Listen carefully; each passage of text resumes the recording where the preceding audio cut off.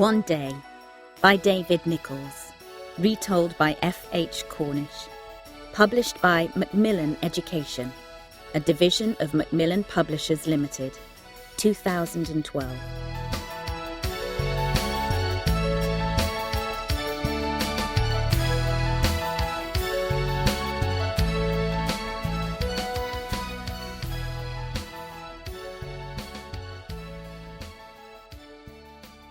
Part 1. Their Early 20s. Chapter 1. The Future. Friday, the 15th of July, 1988. Rankeillor Street, Edinburgh, Scotland. The important thing in life is to make a difference, to make a change to something, the girl said. Ah, you mean we have to change the world, the boy replied. No, not all of the world. We just have to change the bit of it around us, the girl said. She was silent for a moment, then she laughed at herself. I can't believe I said that. It's such a predictable thing to say, isn't it? But what are you going to do with your life? What's your plan? Well, my parents are coming to collect me later today, he told her. Then I'll go to France for a few weeks, and after that, maybe I'll go to China. Oh, you're going travelling, she said wearily. You're predictable too. You've got too much money, that's your problem, Dexter. What you really mean is that you're running away from real life. Travelling broadens the mind, Emma, he said slowly. He was trying to copy the girl's accent. Suddenly, he leaned over her and kissed her.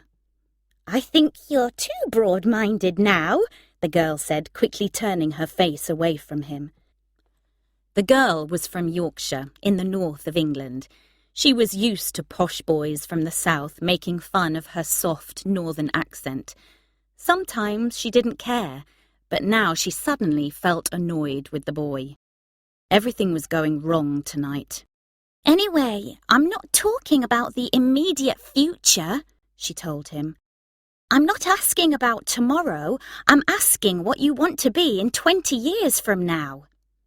At first, the best answer he could think of was, I want to be rich and famous. But then he thought a bit more and spoke seriously. I don't ever want to be different from this, he said. I'd like to stay exactly as I am now. Every 15th of July, I want to be just like this. The girl was called Emma Morley. The boy's name was Dexter Mayhew. They were lying on the narrow bed in Emma's room in a shared flat. It was 4 o'clock in the morning. The two young people didn't know each other very well, but certainly this was a night for thinking about the future. It was the last night of their university life in Edinburgh. Earlier in the day, after 4 years, they had finally graduated. Soon they would go in separate directions. Emma looked up at the boy as he leaned over her. She was a little annoyed with him, but she still thought that he was handsome. Handsome. Perhaps beautiful is a better word, she thought. And she knew that lots of the other girl students agreed with her, especially the posh ones from the south. They all knew that he would get their clothes off and get them into his bed. His body was muscular and the skin of his face was tight. His eyebrows were slim and his lips were full. Yes, he's beautiful, but he looks a little like a cat, Emma told herself. I think I can imagine you when you're 40, she said unkindly. You'll have an expensive red sports car and live in the most expensive part of London. You'll be married to your 3rd wife. No, I'm wrong. Your 4th wife. There won't be any children. You're too selfish for children. No children, just 3 expensive divorces. Well, Em, Dexter began crossly. Who's Em?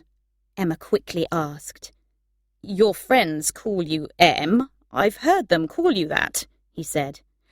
Ah, yes, my friends call me that, Emma replied. "Can't I call you that?" he asked. He sounded worried. "Oh, all right then, Dex," she said. "Go on." "Well, if you think I'm so terrible, why are you sleeping with me?" he asked. "Well, I don't think I really have slept with you, have I?" she replied. "You can choose either meaning of sleep. I mean, we haven't been to sleep, and we haven't done anything else, have we?" "No," the boy said. "No, we haven't quite done that." Tonight, Emma had wanted something different. She wasn't sure what it was, but their names sounded good together. Emma and Dexter, she thought. Em and Dex. "Wait there," Emma said. "I'm just going to the bathroom. Don't go away." She put on her thick glasses and walked towards the door. In the bathroom, Emma asked herself why she was being difficult with the boy. "He's certainly very bourgeois, and he isn't very clever, but I really like him," she told herself.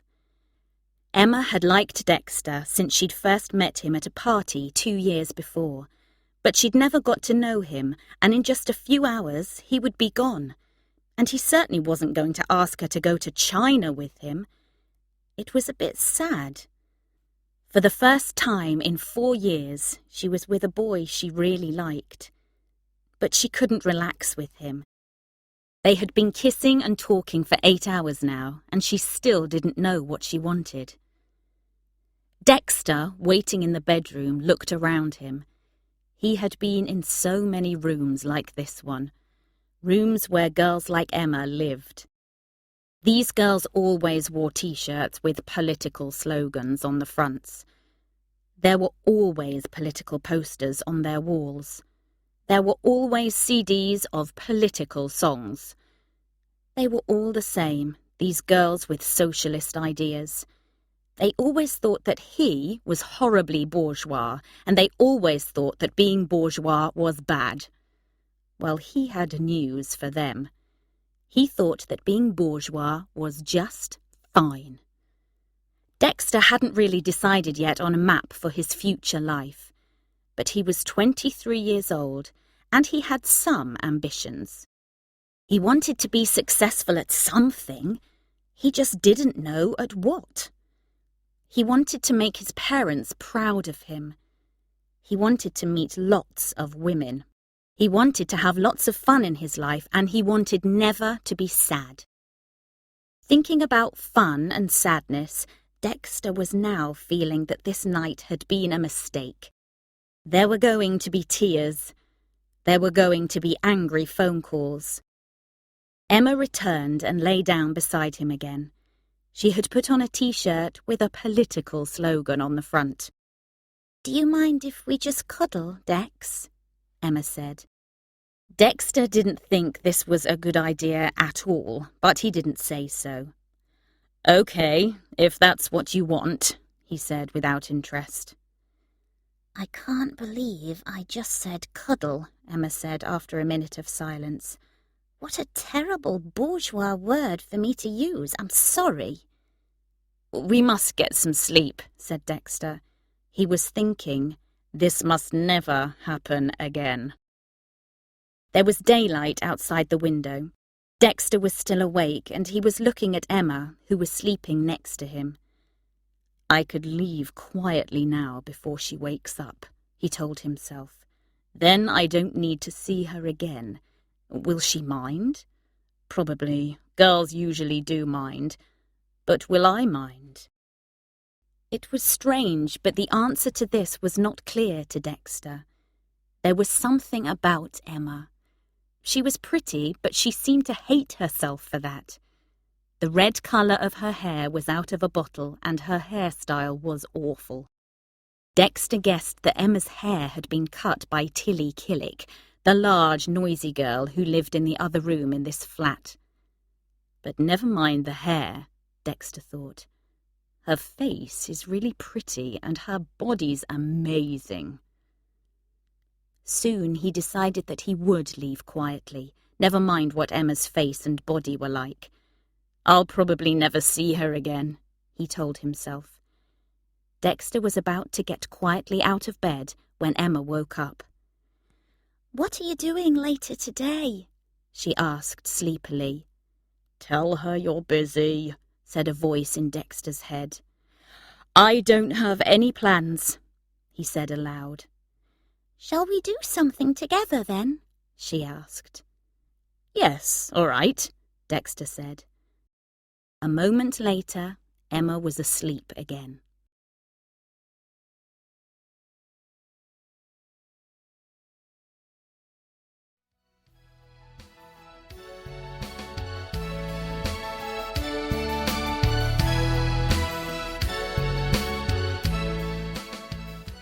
Chapter 2. Real Life. Saturday, the 15th of July, 1989. Wolverhampton, England, and Rome, Italy. Emma Morley was writing a letter. Stoke Park School, Wolverhampton. "Hello, Dexter. How are you? How is Rome? How is la dolce vita?" Try a dictionary. "I know that some people call Rome the Eternal City, but I've been here in Wolverhampton for 2 days now, and they have felt eternal to me. So perhaps Wolverhampton should be called by that name. Ha ha. Well, I decided to take the job I told you about, so I'm working with Sledgehammer Theatre. It's a theatre in education group. For the past month, we've been touring schools with a play about slavery. Today we're performing it at this fine school. Anyway, we tried to show 11 to 13-year-olds that slavery was a bad thing. Aren't we brave and original? Really, I don't know why I'm being nasty about my job. A lot of the kids have never thought about social problems of the past until now. And now some of them, the ones that don't throw things at us, are becoming really interested. So I still think that we can make a difference for people." Emma was trying to be positive. She had to try hard. The last year had been full of mistakes. After her graduation, she had stayed on in Edinburgh, but she had made a series of bad career choices. There was the terrible all-girl band she had played in. There was her first novel, which she had stopped writing. There was her second novel, which she had also stopped writing.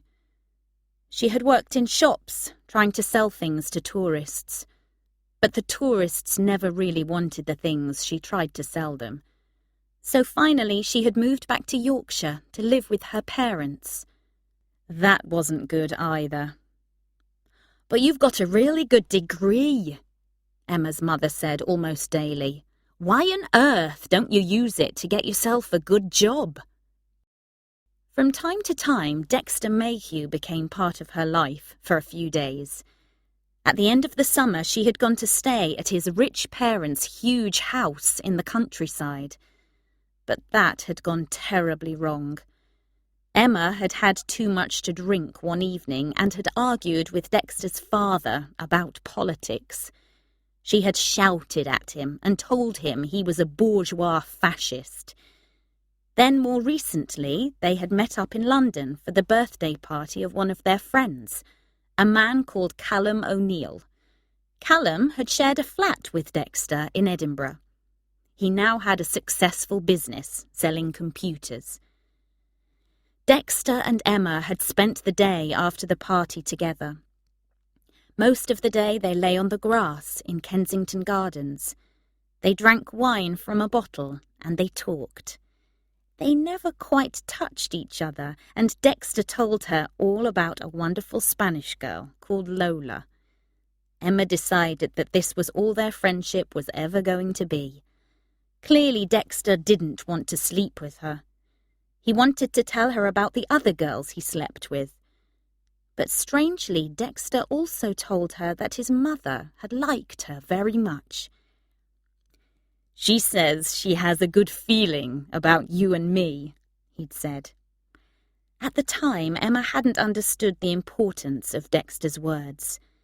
Emma didn't know that Dexter loved his mother more than anyone in the world, and she didn't know that Dexter's mother felt the same about him. Then Dexter had gone travelling again. When he was away, Emma wrote him long letters. He usually replied on postcards. "We're just pen pals now," Emma told herself. "We'll never be anything more to each other." Emma got a job in a pub for a while, but living with her parents was killing her mind. When an old friend phoned and offered her a job in his theatre group, she'd accepted it immediately. But now, after 3 months, Emma hated the theatre group. "I don't want to be here making a difference," she thought. "I want to be in Rome. I want to be with Dexter Mayhew." Emma made herself continue with her letter. "Anyway, I've got a new plan. I've written a 2-woman play about Virginia Woolf and Emily Dickinson. One of my friends from the theatre group and I want to find somewhere in London where we can stage it. Do you remember my friend Tilly Killick? We shared a flat in Edinburgh. She lives in London now and she has a spare room in her flat, so I'll probably live there for a few months. Are you coming back to London soon? Maybe we could be flatmates." Emma stopped writing. Suddenly she felt nervous. Then she wrote, "It's all right, I'm just joking. But I really miss you, Dex." And she signed her name. In Rome, Dexter was out with a Danish girl. He was working as an English teacher, and the girl was one of his students. She was 19. "I have an exam on Monday," the girl said. "Test me on verbs, please, Dexter." "All right. The present continuous," Dexter replied. "I am kissing, you are kissing, he is kissing," said the girl. She showed him how to kiss too. But what would Emma Morley think about this? Dexter suddenly thought.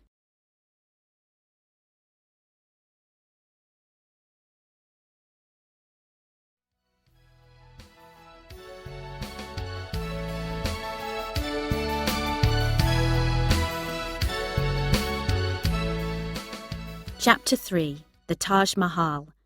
Sunday, the 15th of July, 1990. Camden Town, London, and Bombay, India. "Listen to me, please, everybody," Scott Mackenzie shouted. "The restaurant opens in 10 minutes, and I have a few things to tell you." Scott was the manager of Loco Caliente, a Tex-Mex restaurant in Camden Town, North London. The restaurant was one of a chain. "First, these are the special dishes for this lunchtime," Scott went on when his staff had stopped talking. "Today's special soup is corn chowder." Several of the waiters pretended to be sick, and he stopped talking again for a few seconds. "And today's other special dish is an amazing fish burrito, which contains delicious pieces of cod and prawns. That's how the document from headquarters describes it anyway, and those are the words you must use too." "It sounds really horrible," said one of the waiters, laughing. "Look at it this way. We're bringing a taste of the North Atlantic to the beaches of Mexico," said Emma Morley. She sounded very tired as she made the joke. As she tied her waitress's apron round her waist, she noticed someone she hadn't seen before. A large man with curly blonde hair. He was wearing a waiter's uniform, and he was quite nice looking. "And now here's some good news at last," said Scott. He pointed at the stranger. "This is Ian Whitehead, who is joining our happy team. Ian, this is Emma. She'll look after you today. She's been here longer than all the others." Emma did not think that this was anything to be proud of. She gave Ian a little smile as one of the waiters turned on the lunchtime music. The first song was, of course, La Cucaracha. She asked herself once more what she was doing here. She asked herself once more what she was going to do with her life. Later, when Emma was showing Ian what he should do, she asked him about himself. "I need to be in London," he said. "I took this job because I need to earn some money on the side." "Why? What do you really do?" Emma asked. "Well," he said, in a funny accent, "really, I'm a comedian." "A comedian? What kind of comedian?"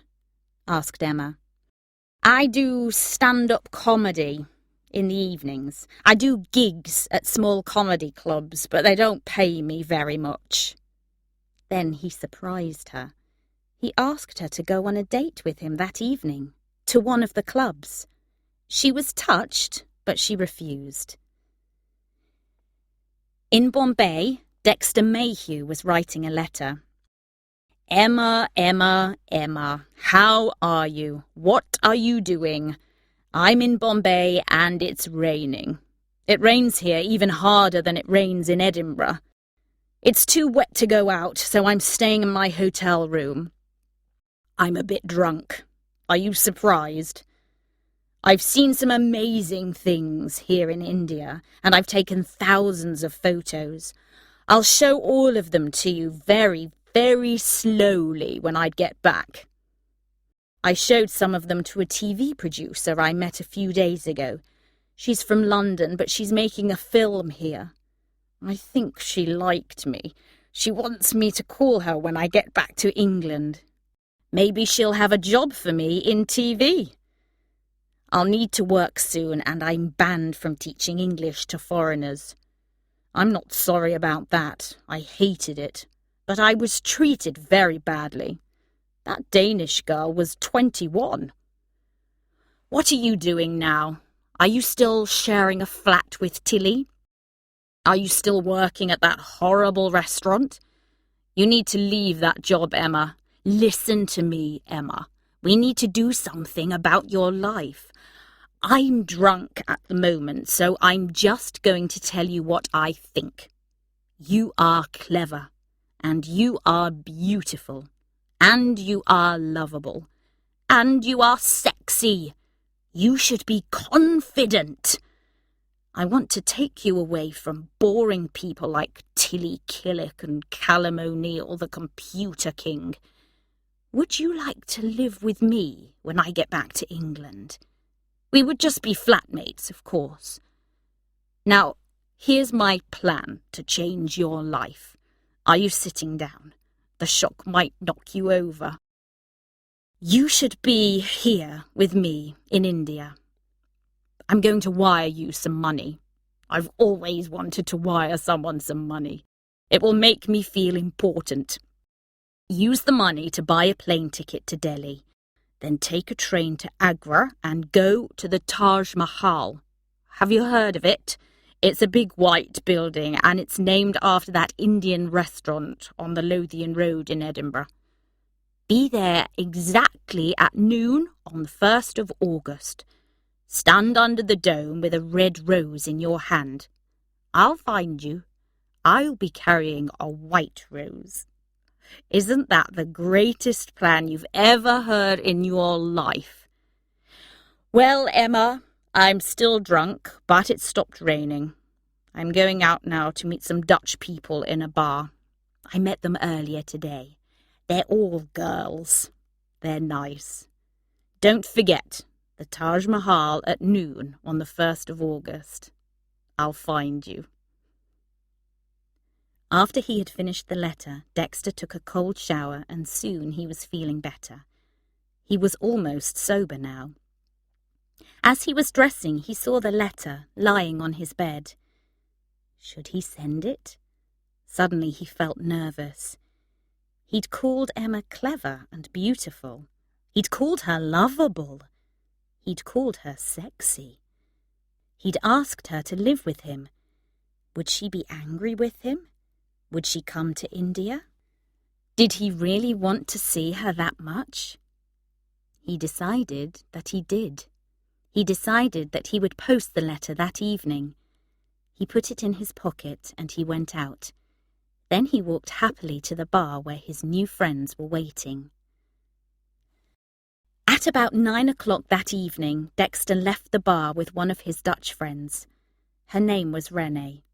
As they left, they bumped into a large German girl with a huge backpack. She was a student from Cologne, and she was called Heidi. She was tired and cross, and she swore quietly at Dexter. It had been a long day. She crossed the room and sat down heavily on the sofa where Dexter had been sitting. A few minutes later, she moved sideways across the sofa and felt something hard pressing into her leg. She swore again. There was an envelope between the cushions of the sofa. She pulled it out and looked at it. Heidi opened the envelope and took out the letter. She read it to the end. Her English wasn't very good, but she understood most of the letter. She realized that it was important. It was the kind of letter she wanted someone to write to her. It was a beautiful letter. She wanted this person called Emma to receive it, but there was no name written on the envelope, and there was no address written on the letter. What could she do? Sadly, she realized there was nothing she could do.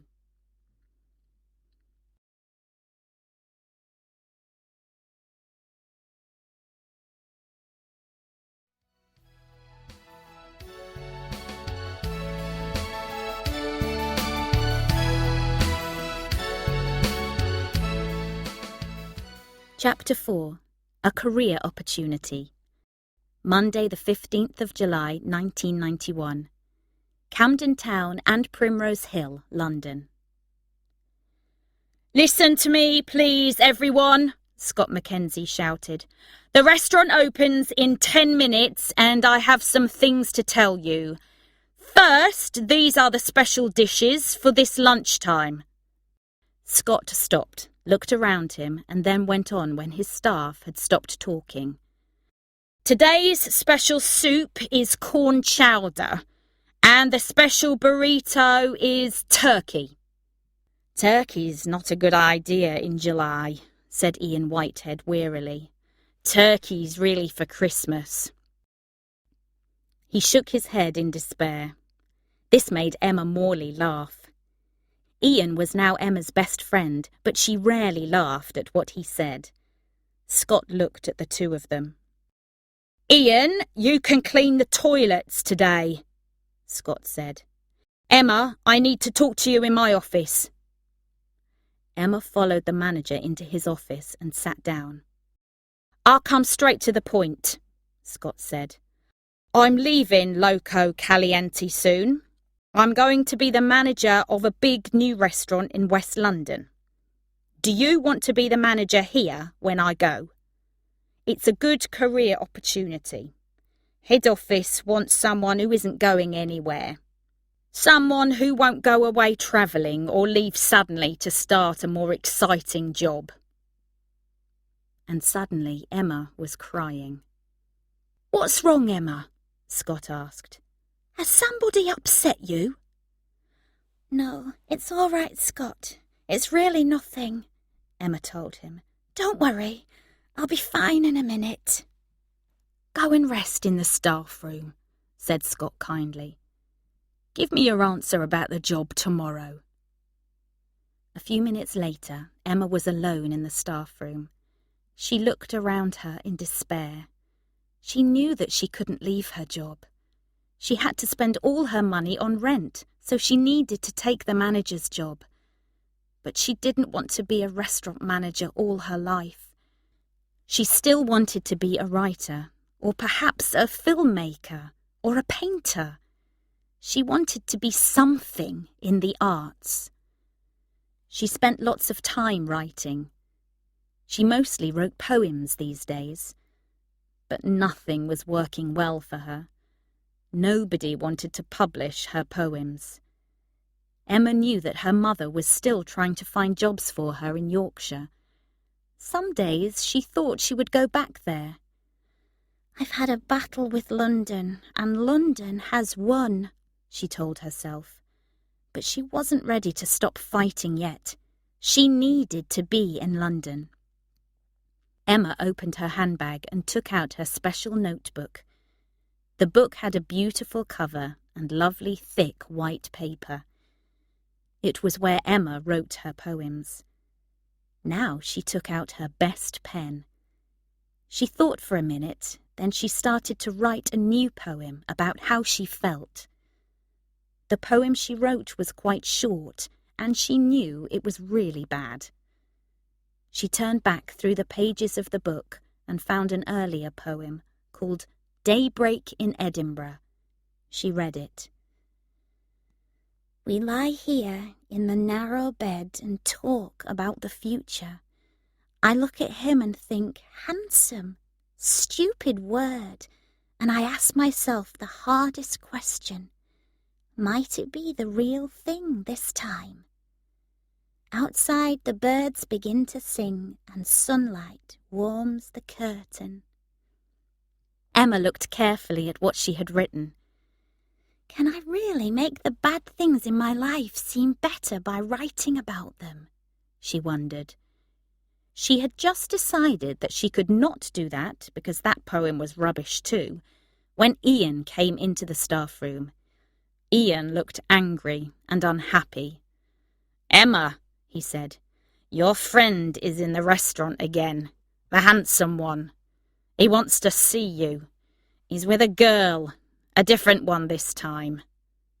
Ian had seen several of Dexter's girlfriends. Dexter obviously liked to show them to Emma, and this clearly upset her. It upset Ian, too. "He's a monster, Emma," Ian said. "No, he's not a monster. He's just an idiot," Emma sighed, and went out into the restaurant. Dexter was with a tall, thin girl with black hair and expensive black clothes. They were reading the menu aloud to each other and laughing about it. "Hello, Emma," Dexter said when he saw her. "This is Naomi. Will you have a drink with us?" His voice told Emma that he was drunk. "I can't do that, Dex. I'm working," Emma replied. "Goodbye." She turned away and walked back to the staff room. Later, before leaving the restaurant, Dexter left a handwritten note on his table. Later in the day, after Emma had finished work, she found Dexter lying on the grass on Primrose Hill, a mile away. The evening sun was warm, and he was almost asleep. A half-empty wine bottle told her the reason. Emma kicked his leg. "Don't do that to me, Dexter," she said angrily. "Don't bring people into the restaurant to laugh at me. If you ever do that again, it's the end of our friendship." "I'm sorry, Em," Dexter said. "I'm really sorry. I apologize." Emma looked at him and decided that he meant what he said, for now. She sat down beside him. "Won't your girlfriend be angry if she finds out that you left a note asking me to meet you?" she asked. "Oh, Naomi isn't really my girlfriend," Dexter replied happily. "She's just someone I go out with sometimes." "I'm sorry then," said Emma. "Clearly I don't mean girlfriend. I mean victim." She spoke sadly, and she thought, M and Dex, Dex and M. No, it's never going to happen now. She picked up the bottle of wine and drank from it. Dexter looked at her, and he felt warm inside. He often thought that Emma Morley was the best person he'd ever known. But he'd never really told her that. And he didn't tell her that now. For some reason, he couldn't make himself tell her that.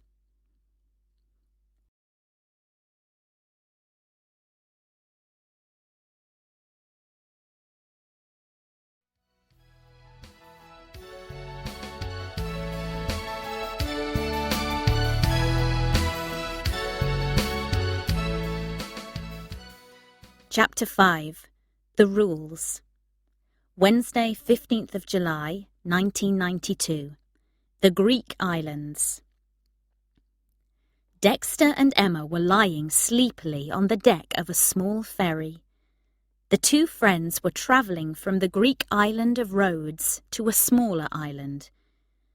They were going to stay there for a week, and they were both feeling happy. Life was changing for them. After a year as manager at Loco Caliente, Emma had left her job. In September, she was going to start a college course. She was going to train to be a school teacher. And Dexter had a job now. He was working for a television company. He'd started with small responsibilities, making the tea, doing research for producers, but now he was working as an interviewer. He interviewed pop stars and actors on a program called The Bigger Picture. He had a posh flat in Belsize Park, an expensive part of North London. He wore expensive designer clothes. And he had a new girlfriend, his fourth one after Naomi. She was a beautiful and successful model. Emma didn't really enjoy Dexter's television appearances, but she always watched them. For The Bigger Picture, Dexter had invented a new character for himself. He was a man of the people. When he interviewed pop stars and actors, he spoke with a Cockney accent. Emma had never enjoyed Dexter's version of a Yorkshire accent, and she thought that his Cockney voice was even worse. Emma liked Dexter to know that she wasn't impressed by his television career. She told him this often. But all that was back in London. Today they were happy. Today they were on a ferry among the beautiful Greek islands. They were on holiday together. It had been surprisingly easy to arrange this trip. Dexter's girlfriend was very self-confident, so she had no problems about his holiday with another woman. And Emma occasionally slept with people, but still didn't have a regular boyfriend. So they had made their plans together, and they had decided on some rules of behaviour for the holiday. The rules. 1. Separate bedrooms. 2. No flirting. 3. No sleeping together. 4. No nudity. 5. No board games. Emma had decided on the first 4 rules. Dexter had fought back with Rule 5. Emma enjoyed playing board games, but Dexter hated them. The rules had to be obeyed, Emma told herself now, lying sleepily on the deck of the ferry. The rules made this holiday possible. But Emma wondered if Dexter was going to be able to obey them. And she wondered if she was going to be able to obey them. They were half asleep when they heard an English voice. "It's him," said a man. "He's on TV on Fridays." "Oh, yes," said a girl. "He's called Dexter something. You are that man who's on TV, aren't you?" She was speaking to Dexter now, and he was wide awake. "Yep. On holiday, are ya?"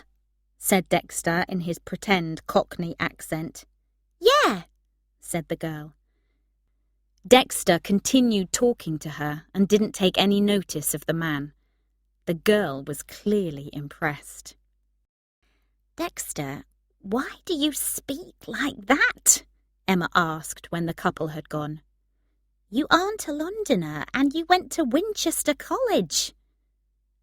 "The TV viewers won't connect with me if I don't seem like them," Dexter explained.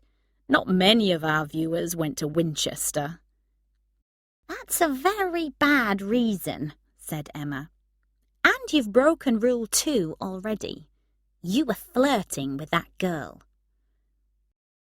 Emma was sitting at a table outside a small cafe on the island and drinking coffee. Dexter had gone to find them somewhere to stay. "Don't forget, we need 2 rooms," Emma had shouted after him as he set off. And he'd look back at her and shouted, "Of course we do!" "She looks so lovely these days," he told himself. "It's the contact lenses. I hated those thick glasses she used to wear, but now she looks great. These rules aren't going to make life easy." But an hour later, when he returned to the cafe, Dexter seemed very pleased. "There's some bad news, Emma," he said. "I could only find 1 room on the island. It's a wonderful room, but it only has 1 bed. But it's a very large bed." Emma believed that Dexter hadn't tried to find 2 rooms. She believed that Dexter had never meant to find 2 rooms. And of course, she was correct. "All right, let's go and see the room," Emma said wearily. But when they got there, Emma loved the room. The bed was a large one, and there was a balcony. They could stand on it and look out over the sea. "The room is fine, Dexter," Emma said. "We'll stay here, and you'll stay on your own side of the bed, won't you?" Late that evening, Dexter and Emma walked down to the beach. The sun had disappeared and no one else was there. "Shall we swim, Emma?" Dexter said. By now, Emma could read Dexter's mind. She could almost hear it working. This wasn't difficult because Dexter only thought about a small number of things. "We don't have swimsuits with us," Emma replied very slowly, speaking in the way people speak to young children. "We don't need swimsuits. There's no one here," Dexter said. "I understand you too well, Dex," Emma said. "You just want to get my clothes off, don't you?" Dexter was silent. "You swim if you want to, Dexter," Emma went on. "I'm not going to show my body to the world. And you've forgotten Rule 4. A moment later, Dexter had taken off all his clothes and was running into the sea. Emma suddenly felt stupid. "Why can't I be free and uncomplicated like Dexter?" she asked herself. "Why do I care? Who sees me?" She quickly took off her own clothes, and she too ran naked into the sea. Soon she was standing next to her friend. He turned to face her. "Can we talk about Rule 3, Em?" Dexter said gently. "You see, I really want you." For a moment, Emma felt wonderful. He had said it at last. And it was going to happen, here and now, in the beautiful warm sea. Dex and Em, Em and Dex. It was going to happen. And then Dexter said the wrong thing.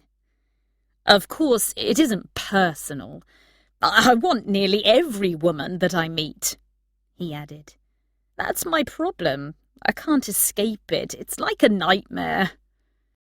"Oh, poor Dexter," Emma said angrily. "I feel really sorry for you." She was angry with Dexter, and she was angry with herself. "You're a stupid, stupid woman," she told herself. "You're stupid for thinking that he really cared about you." But a moment later, it was Dexter who was angry. He was looking over Emma's shoulder at the beach. A boy was stealing his clothes. "Stop! Don't do that!" Dexter shouted. He started to run towards the beach. "Those trousers cost me £200! He shouted at Emma, who was laughing. When they reached the beach, the boy and Dexter's expensive clothes had disappeared. He hadn't taken Emma's clothes. When she had stopped laughing, Emma got dressed, and Dexter found a torn blue plastic bag on the beach. He held this in front of him as they ran back to their room. On the way, they passed the English couple they had met on the ferry. "I like the bag," the man said. "It's a great colour." He laughed mockingly. Dexter didn't reply. But when they got back to their room, Dexter's anger had gone. It was a beautiful evening, and soon the stars were bright in the sky. He and Emma had some food, then they got into the bed and lay in the dark. They didn't touch each other, and they knew that their friendship was unchanged. "Tell me a secret, Em," Dexter said. "Tell me something about yourself that I don't know." "Well, I don't want to make you more arrogant than you already are," Emma replied. "But here's something you didn't know.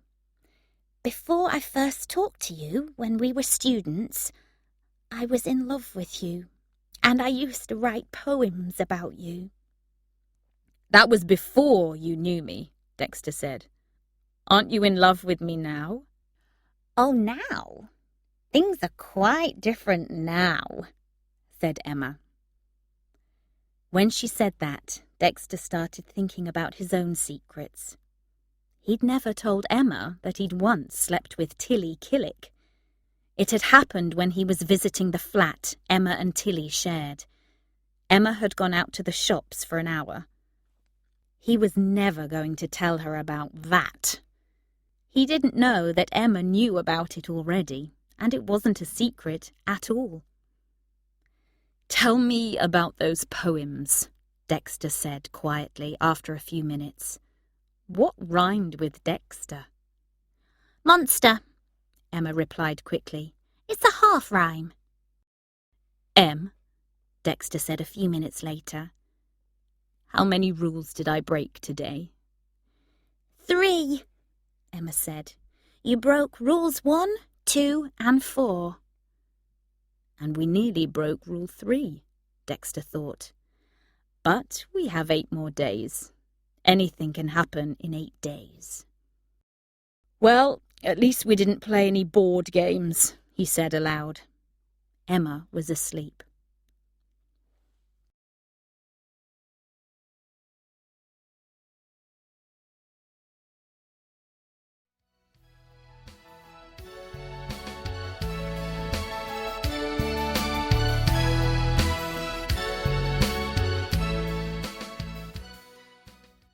Part 2. Their late 20s. Chapter 6. Poison. Thursday, the 15th of July, 1993. Belsize Park, London, and Oxfordshire. Dexter Mayhew was sitting in his flat in Belsize Park. It was 10 a.m. and Dexter was very drunk. He had been drinking all night with some new friends. Now that he worked in television, lots of people wanted to know Dexter. They all wanted to hear his stories about the famous people that he interviewed. They all wanted to drink with him. So he was often drunk these days. Usually being drunk in the mornings didn't matter. Dexter worked in the afternoons and evenings, and he was always sober by then. But this morning, the morning of the 15th of July, it mattered very much. Today he had to go to his parents' house in the country in Oxfordshire. He was already late. He knew, in part of his mind, that he wanted to be late. In fact, in that part of his mind, he didn't want to go at all. Because today, thinking about his parents made him want to scream. Dexter's mother, at 49, was 15 years younger than his father. Dexter liked his father, and they usually got on well together, but his feelings about his mother were quite different. Dexter loved his mother more than anyone in the world, but now his mother was dying, and Dexter knew that she couldn't live much longer. He needed to see her, but he was afraid. He was afraid to see how close to death she was. So this morning he needed to be strong. He needed to make himself drive to his childhood home, and he needed to make himself behave normally when he got there.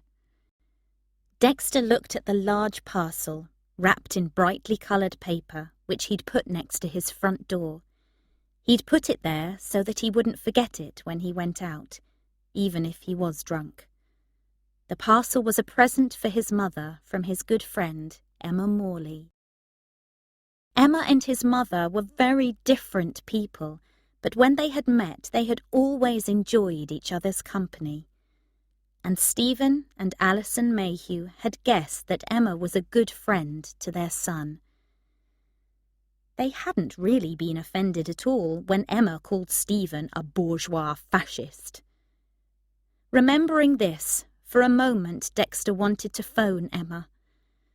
The two of them had still never touched each other, but he knew that she was his best friend. Suddenly he wanted to tell her that she was a dear, wonderful person, and he wanted to tell her how unhappy he was about his mother's terrible illness. But he knew what Emma would say. "She'll know I'm drunk as soon as I start to speak," he told himself. "She'll tell me that I mustn't drive." Dexter picked up his car keys and collected Emma's parcel. He locked the door of his flat behind him and walked to his expensive green sports car. An hour later, Dexter was still worrying about his dying mother, but he also knew that he was lucky to be alive himself. He had fallen asleep for a moment and had almost crashed his car into a big truck. He could still hear the noise of the truck's horn in his aching head. He wasn't far from his parents' house now, but he had to stop for a while. He slowed down and drove into a pub car park. It was a pub which he had often visited when he was young. He bought a glass of vodka and a glass of beer and sat down. He drank quickly, and soon he was feeling better.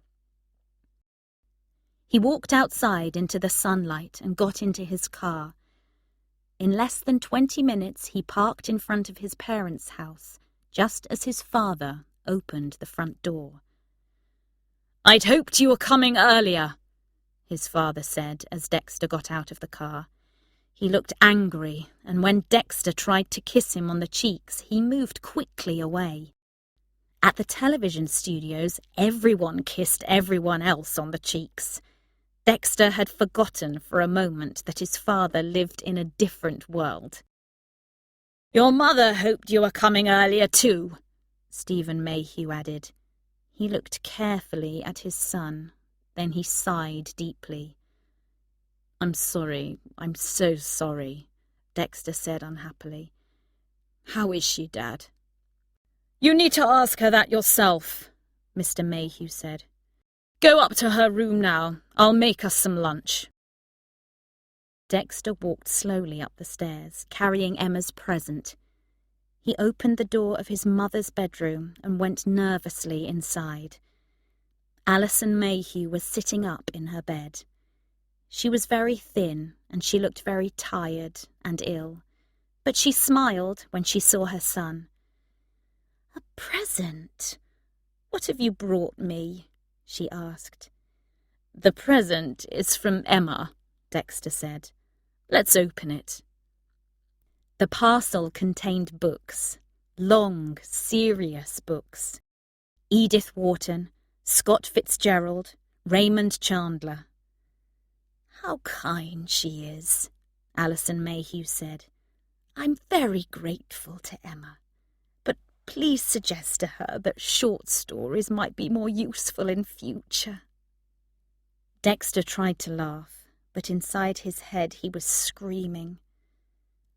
A few minutes later, he went downstairs to the kitchen where his father was making lunch. Dexter picked up a glass of wine and drank it quickly. Then he refilled the glass. "Dexter, please be careful," his father said. "You drink too much. Alcohol is poison for you these days."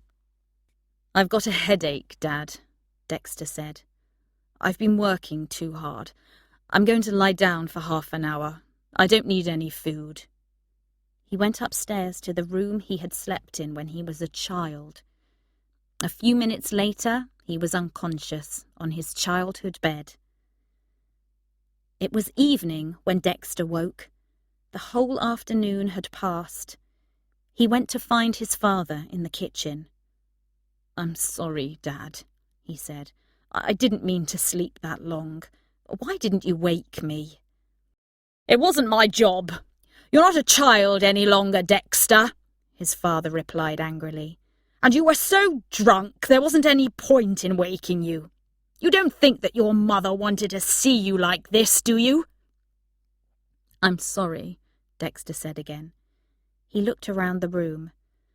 "Where did I put my car keys? I have to go now." "I've got them, and I'm going to keep them," his father replied. "You must not drive when you're drunk, Dexter. You'll kill yourself, or you'll kill someone else, which will be worse. I'll drive you to the station now. You can get the train back to London, and you can come and collect your car at the weekend, if you're sober by then. Perhaps you'll be able to talk sensibly to your mother then, too." Dexter tried to argue, but his father wouldn't listen to him, and he wouldn't talk to him on the way to the station. But as Dexter was getting out of the car, the older man held his arm. "Listen to me, Dexter," Stephen Mayhew said very seriously. "Your mother was looking forward to your visit today, and now she's very upset. She hasn't long to live, you must know that. If you come here drunk again, I won't let you into the house to see her. Do you understand me?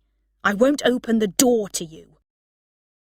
Stephen drove away, and Dexter walked sadly into the station. When he was waiting for the train, he tried to phone Emma. "Emma will understand me," he told himself. "I need to see Emma." But Emma wasn't at home. He left a message on her answer phone. He asked if they could meet later that evening. He said he'd call again. When he got back to his flat and called again, Dexter still got the answer phone. "Emma, where are you?" he said to the machine. "I miss you. I need you. I'll try again later." Covent Garden and King's Cross, London.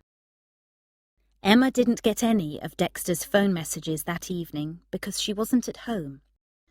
When Dexter left his first message, she had just left her flat in Earl's Court, West London. She was walking to the nearby Underground station. She was on her way to an Italian restaurant in Covent Garden where she was going to meet Ian Whitehead. Emma had only seen Ian a few times since she had left Loco Caliente to train as a teacher, but they were still friends. They sometimes talked on the phone, and tonight he had invited her to meet him for dinner. They had been friends for 3 years, but Emma had never slept with Ian. She knew that he wanted to sleep with her. She liked him, but did she want to sleep with him too? She didn't know, and she wondered now how the evening was going to end. At the station, Emma bought a ticket and waited for her train.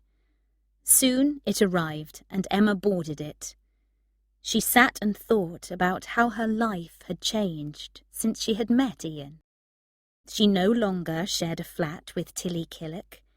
Now she lived on her own in the small rented flat in Earl's Court. And now she was ready for a new career. Tomorrow she was going to an interview for a job as a teacher of English and drama. The job was in a comprehensive school in Leytonstone, in a poor part of East London. Emma was very confident about this job. She had enjoyed her year at teacher training college, and she knew that she was going to be a brilliant teacher.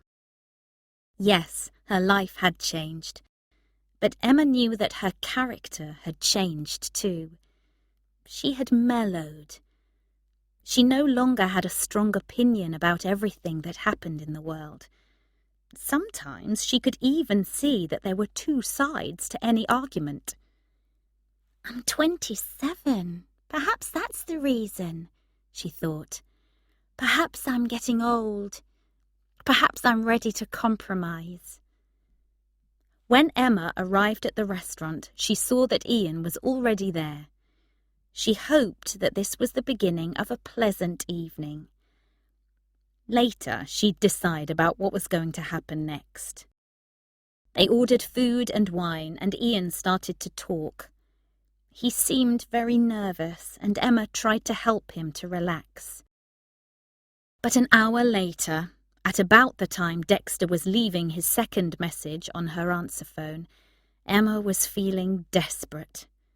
Ian had been trying much too hard to make her laugh.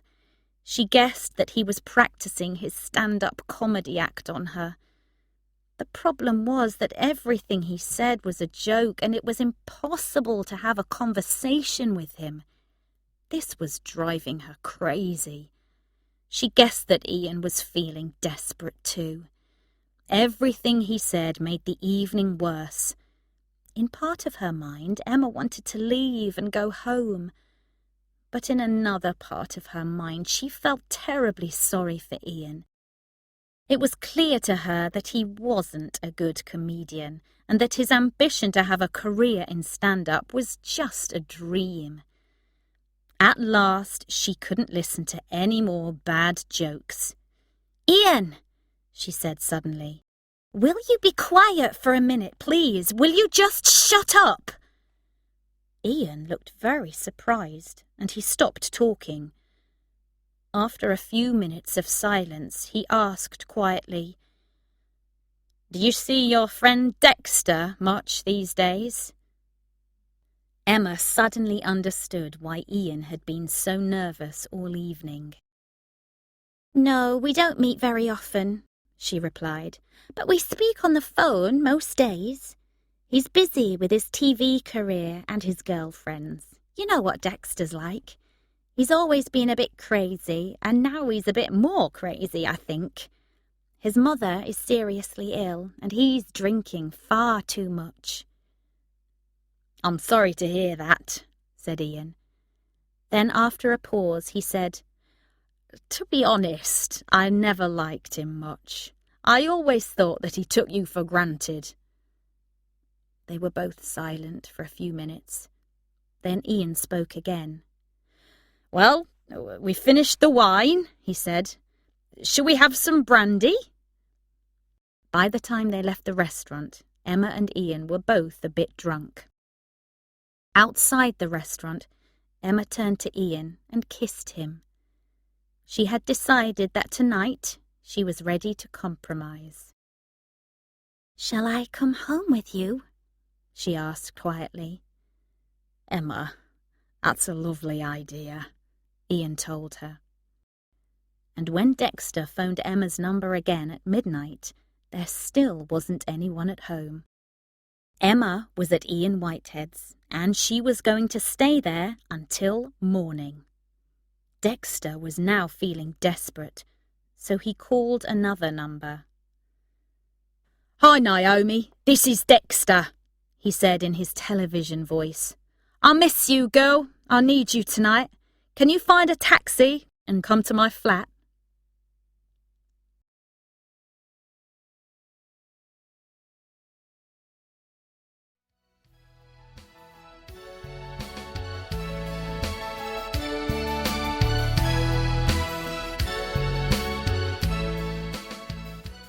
Chapter 7. Show Business. Friday the 15th of July, 1994. Leytonstone and the Isle of Dogs, East London. Emma Morley got up early on the 15th of July. Emma now lived in a rented flat in Leytonstone. It was quite near Cromwell Road Comprehensive School, where she taught English and drama. She had moved to the flat when she started teaching at the school in the autumn of the year before. Ian Whitehead spent much of his time at the flat too. Emma thought she was probably in love with Ian. I am in love with him, aren't I? She asked herself daily. And every day she told herself that she was in love with him. Yes, of course she was in love with him. And her parents liked him very much, especially her mother. That was important to her. It's good when people's partners and mothers get on well, she thought. But Ian did take up a lot of space in the little flat. But Emma had a bigger problem than the size of her flat. Ian Whitehead and Dexter Mayhew, the two men in her life, still didn't get on well. Dexter didn't like Emma's friendship with Ian, even though he had his own girlfriends.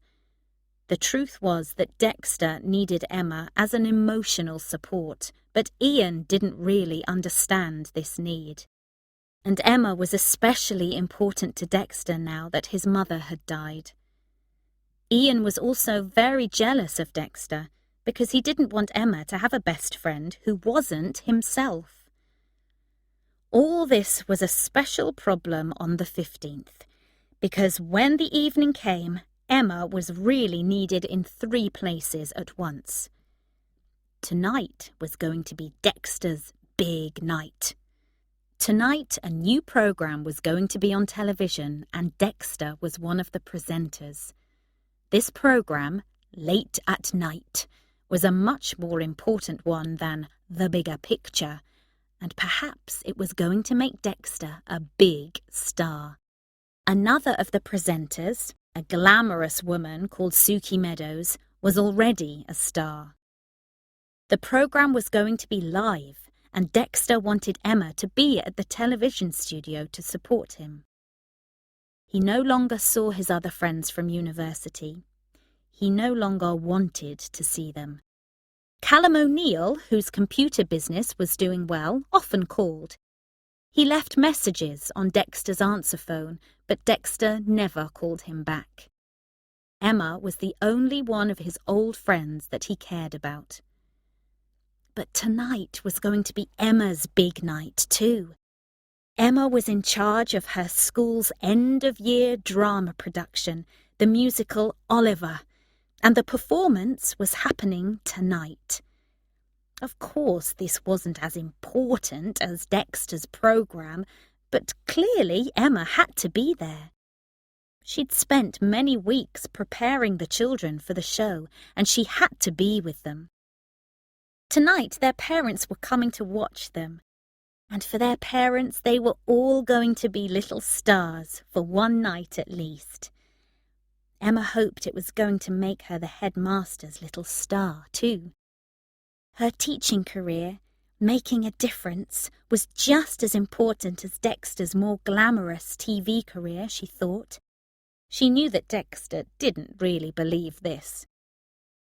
And then there was Ian. Ian was feeling ill today. He didn't really want to go out at all tonight, and he didn't want her to go out. But she understood. She loved him, didn't she? And he was going to come to Oliver, even if he still felt ill. He'd promised her that.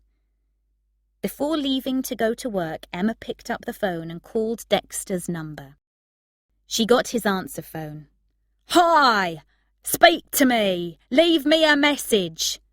Dexter's Cockney voice said on the recording. So she left him a message. "Hi, Dex. I'm sorry it's early for you," she said. "You're probably not awake yet, but some of us have jobs to go to. I'm sorry I won't be with you at the studio tonight, but I want to wish you luck. I know you understand that it's my big night too. That's show business, Dex. I'll speak to you later. Lots of love to you. Oh, and Dex, you really have to change that answer phone message." Dexter Mayhew wasn't feeling good when he arrived at the television studio on the Isle of Dogs. It was his father's fault. His father had left a message on his answer phone earlier in the day. "I called to wish you luck for tonight," his father had said. "I'll be watching the programme. It's so sad that your mother isn't here to see you. She was so proud of you. Well, good luck, Dexter, and don't take any notice of the newspapers." When he'd heard the message, Dexter had gone out and bought all the daily newspapers. He'd opened the first one at the television pages and read the headline. "Is Dexter Mayhew the nastiest man on TV?" Dexter had drunk some vodka to settle his nerves as he read the story beneath the headline. The story wasn't kind to him. Dexter was a stupid, rich boy who'd been educated at Winchester College but pretended to be a Cockney, the author wrote mockingly. Dexter thought that he was popular with young people, the author said, but really young people just laughed at him.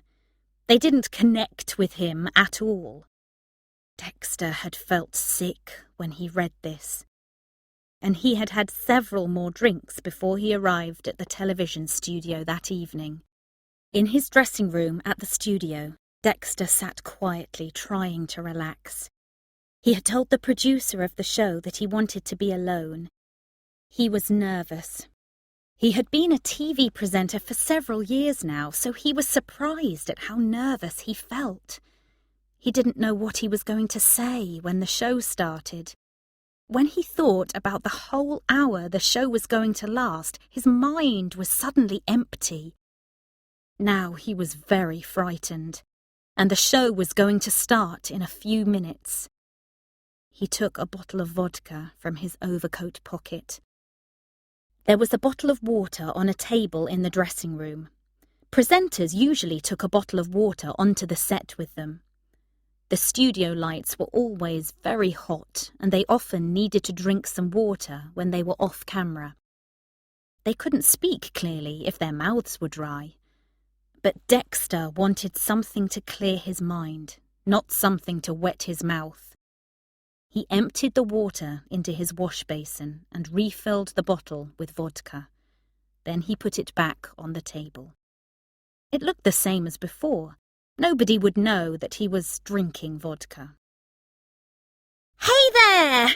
said a loud voice. "Well, how about all this?" The owner of the loud voice was Suki Meadows.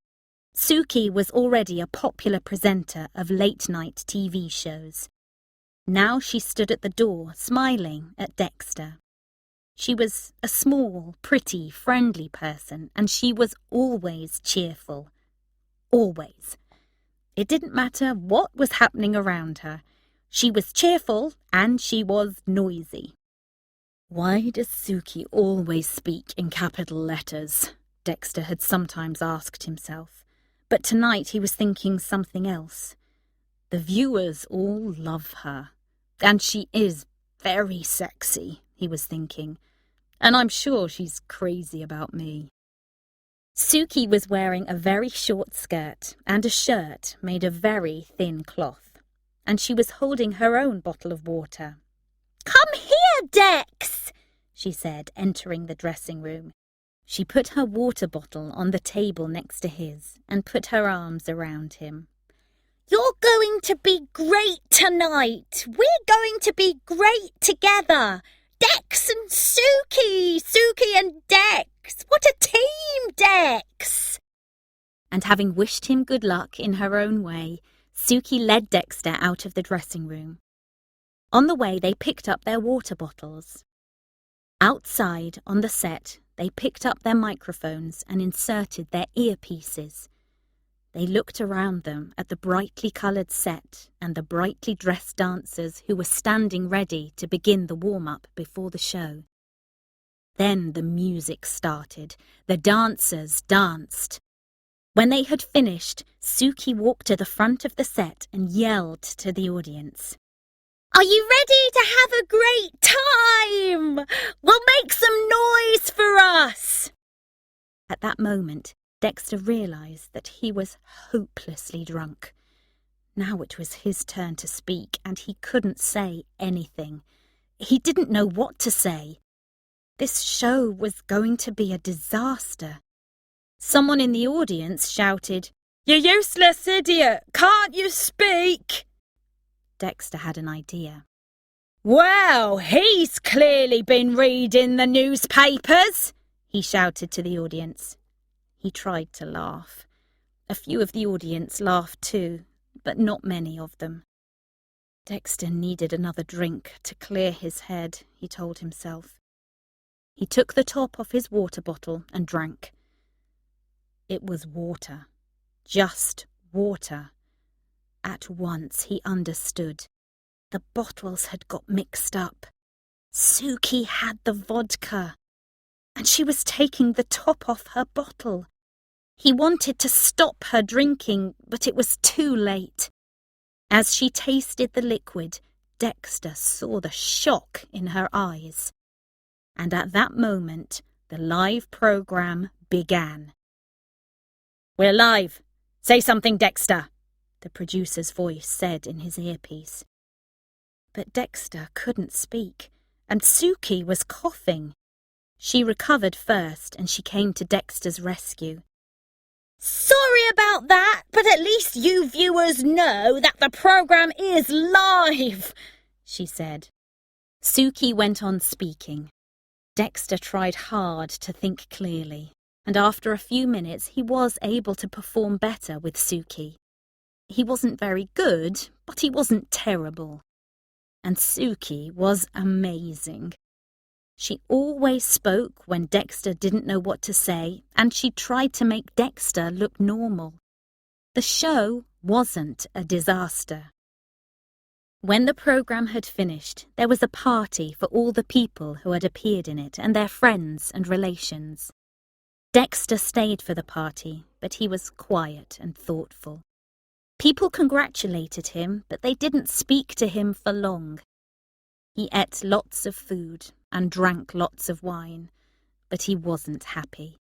He knew that he hadn't performed well. He knew that Suki Meadows had rescued him, and he knew that she had been the star. Late in the evening, Suki came to sit next to him. "That went okay, didn't it?" she said. For the first time that day, she wasn't speaking in capital letters. "You saved us, Suki," he said. "I was trying to settle my nerves, but I drank too much before the show. I owe you an apology." "Yes, you do," she replied.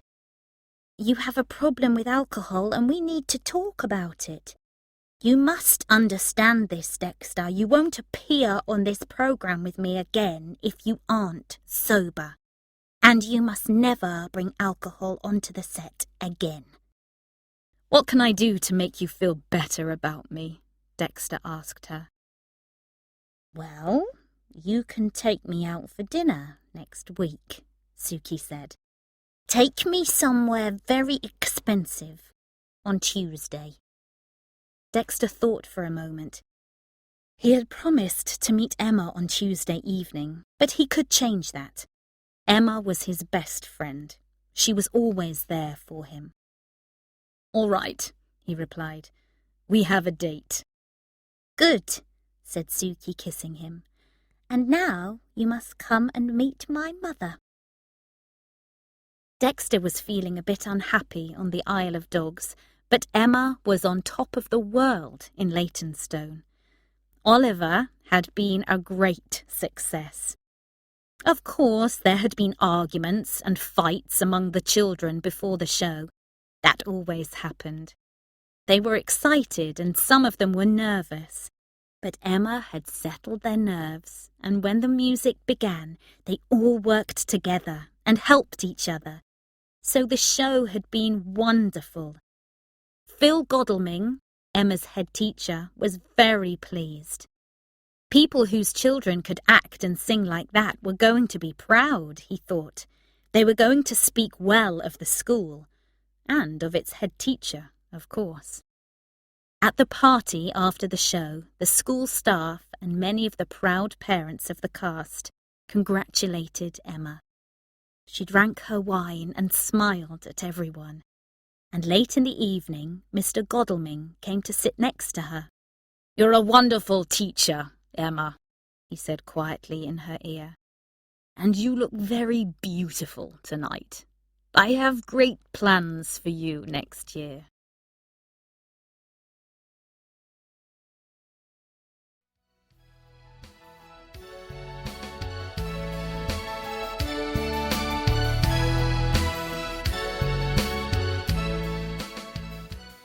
Chapter 8. A Crisis. Saturday the 15th of July, 1995. Walthamstow, East London, and Soho, Central London.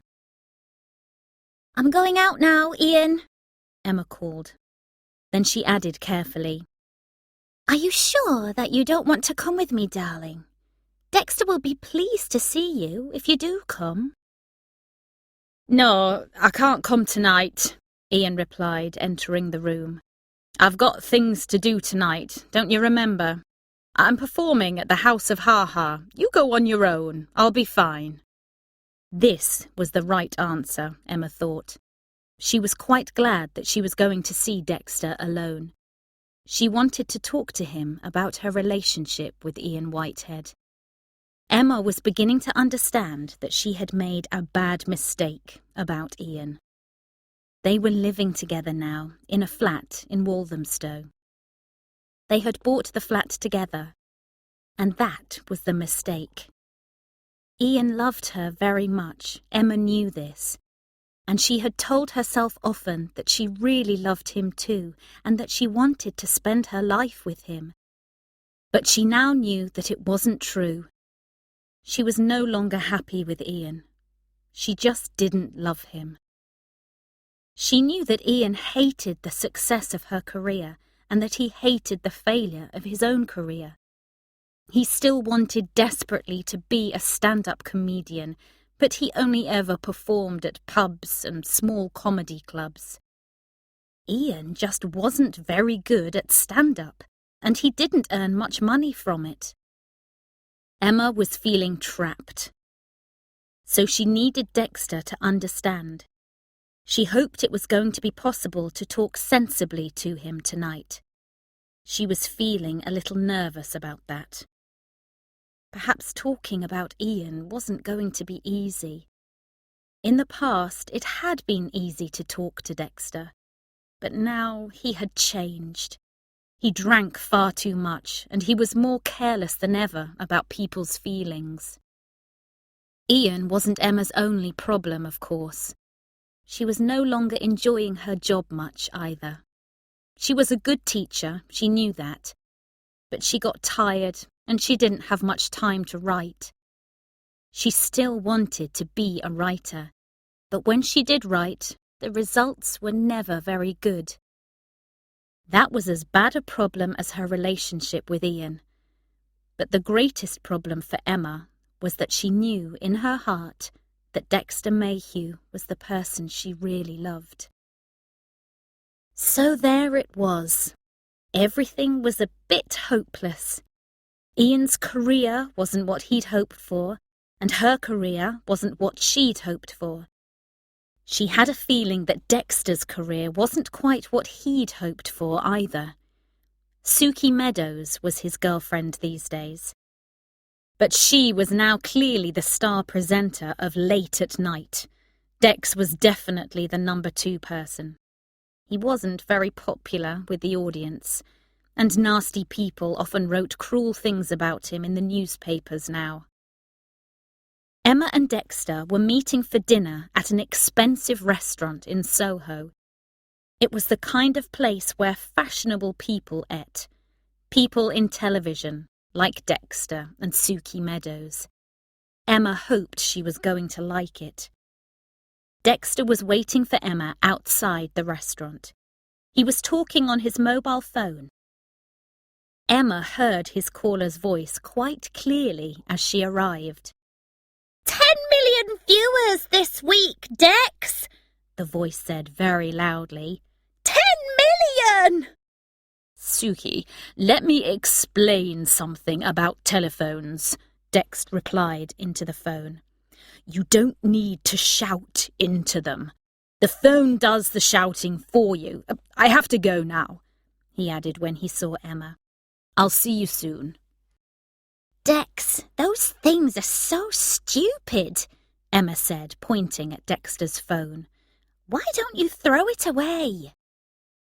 You'll have one in less than 6 months, Dexter replied, kissing her. You'll see, I'm right. They went inside the restaurant and sat at the bar where Dexter bought drinks.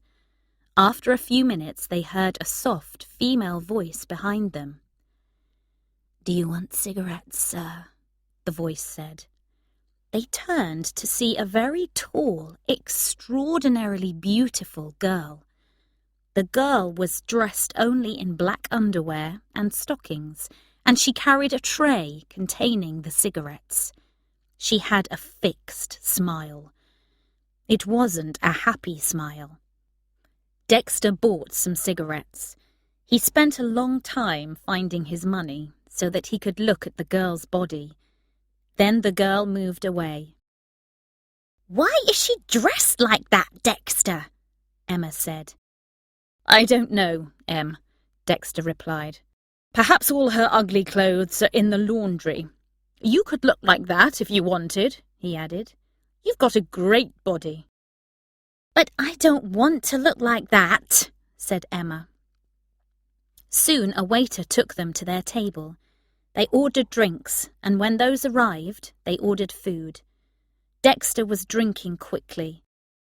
And soon he'll be drunk again, Emma told herself. And she couldn't stop thinking about the cigarette girl. Why am I eating in the kind of restaurant where girls have to dress like that? She asked herself. Then she asked Dexter the same question. This place is terrible, Dex, Emma said. Haven't women made any progress in the last 100 years? You don't understand, Em, Dexter said. Dressing like that gives her power over men. She enjoys it. Don't be stupid, Dexter, Emma said. The owner of this place makes her wear those clothes. If she doesn't wear them, she'll lose her job. She only works here because she needs the money. You can see that. She has no power over anyone. Well, you're still the same old Emma, aren't you? Dexter said crossly. Emma, the angry socialist feminist. I thought that you'd mellowed, but clearly I was wrong about that. You never want to compromise, do you? After that, the evening got worse and worse. Dexter frequently left the table to visit the toilet. Each time he stopped to talk to the cigarette girl. The last time it happened, Emma saw him push a piece of paper into her stocking. Emma had no doubt that he was giving the girl his phone number. When he returned to the table, Emma decided she had had enough of his behaviour. She pushed the table away from her, spilling their drinks, and ran up the stairs out of the restaurant. She could hear Dexter behind her, calling her name. She didn't turn round. In the street, Dexter finally caught up with her. Emma, I'm sorry. I didn't mean to upset you, he said desperately. Suddenly, Emma turned to face him. Dexter, whenever I see you now, you're drunk, she said. I haven't seen you sober for 3 years. I don't know you any longer. You're obnoxious these days. You were always a bit obnoxious, but now you're totally obnoxious. I'm just having fun, Emma, Dexter replied. Well, it isn't fun for me, Emma replied. Let's stop this now, Dexter. You don't care about me. We don't have to meet anymore. Emma, of course we have to meet, Dexter said desperately. We're Dex and Em, aren't we? We'll always be Dex and Em. For a moment he was quiet. He was thinking of the day of his mother's funeral. He was thinking of Emma's kindness to him that day. She had held him as he cried uncontrollably. He had always taken her for granted. He knew that. "Why am I throwing all this away?" he was asking himself. But he knew that he couldn't stop himself. "Dexter," Emma said sadly, "I love you very much, and I probably always will love you. But I'm afraid I don't like you any longer. I don't like the person that you've become. I don't want to hear from you again. Please don't try to contact me." She left him standing in the street and walked away.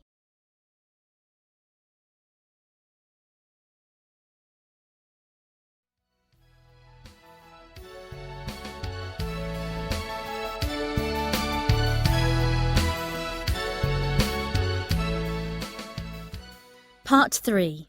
Their Early 30s. Chapter 9. Things End. Monday, the 15th of July, 1996. Leytonstone and Walthamstow, East London. At 6 o'clock on the last day of term at Cromwell Road Comprehensive School, almost everyone had gone home. Only Emma Morley and Mr. Godalming, the school's head teacher, were still in the building. They were lying on the floor of Mr. Godalming's office. "I'll miss you very much during the holidays, Emma," Mr. Godalming said as they put on their clothes. "I'll miss our Friday afternoons together." "No, you won't, Phil. You'll have Mrs. Godalming," Emma replied unkindly. "You'll be fine." Emma wondered as she spoke why she always felt so cross after their meetings in the head teacher's office. Afterwards, she always felt unhappy, and that made her cross. They collected their coats and books, and the head teacher locked the office.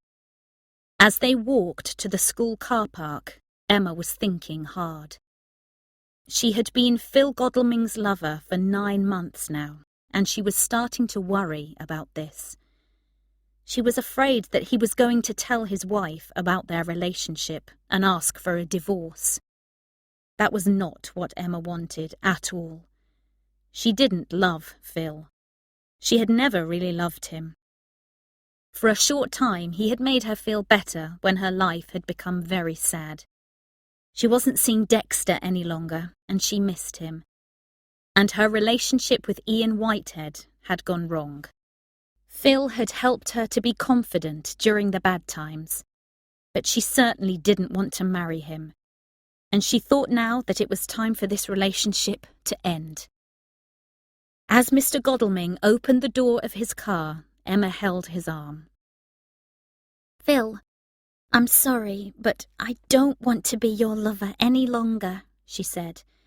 "I feel bad about our relationship. I feel bad about your wife. I'm not happy." "You were very happy 10 minutes ago, Emma," the head teacher said. He laughed. "No, Phil, you were very happy 10 minutes ago," Emma replied sadly. Phil Godalming wasn't pleased to hear Emma's words. He'd enjoyed their after-school meetings on Fridays. He argued for some time, but clearly Emma wasn't going to change her mind. "We'll talk about this next term," he said. He got into his car, closed the door, and drove quickly out of the car park. Emma travelled sadly home to Walthamstow on the Underground. On her way home, she bought some wine to drink later. She was going to spend the evening on her own. Ian Whitehead no longer lived with her. They had ended their relationship after a terrible argument. They had argued about Ian's jealousy and his selfishness. At the end of their argument, they had both cried. They had cried for each other and for the end of their relationship. But they both knew that it had to end. It had all been so sad, Emma thought now, as she sat in the train. Late that evening, after she had drunk the wine, Emma turned on her television. The The first person she saw was Dexter Mayhew. Suddenly, Emma realized that it was exactly a year since she had spoken to him. She knew that Dexter's TV career hadn't been very successful recently. Viewers had never really loved him, it seemed. They had only loved to hate him. And nowadays, most of them just hated him. Dexter was now presenting a very late-night TV show about computer games. Few people watched it. Emma did watch the show for a few minutes. She thought that Dexter wasn't looking well. His face was looking tired, and he no longer seemed confident. Suddenly, Emma had a great feeling of friendship and love for him. She realized that for the last 8 years she had thought about Dexter every day. Now she knew that she wanted his friendship again. She wanted him to be her best friend again. "I'll call him tomorrow," she told herself. "I really will call him."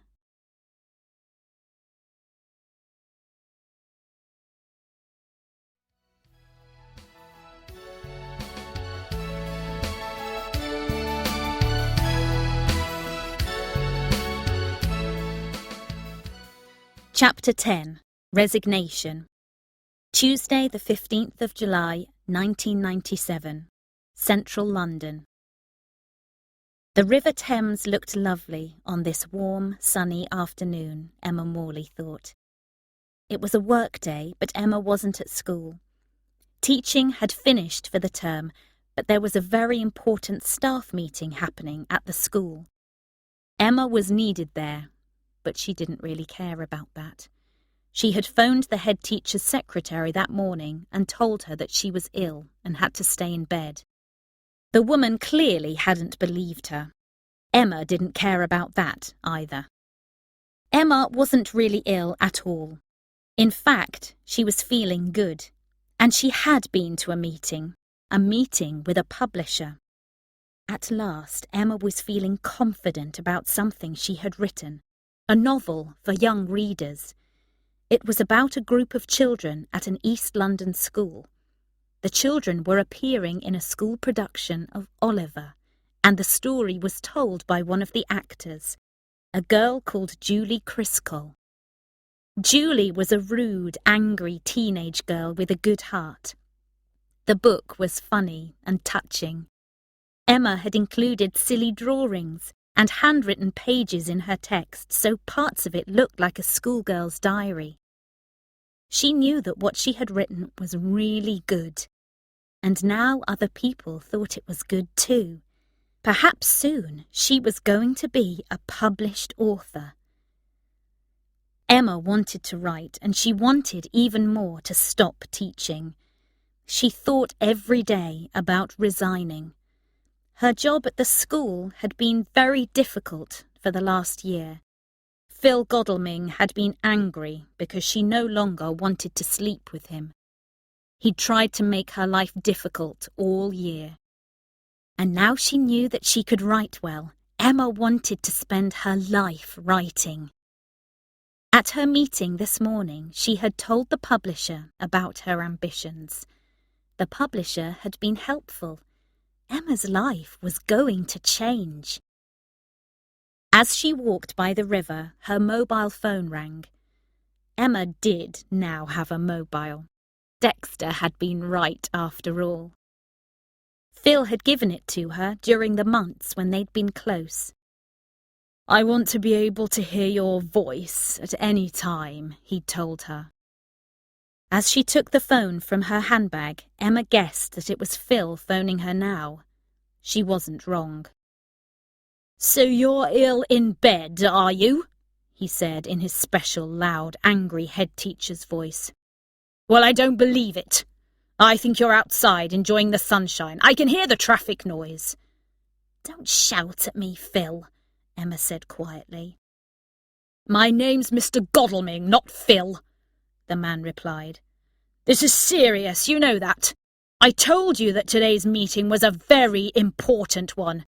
There'll be trouble about this, Emma, and if you don't want a relationship with me, I won't protect you from trouble."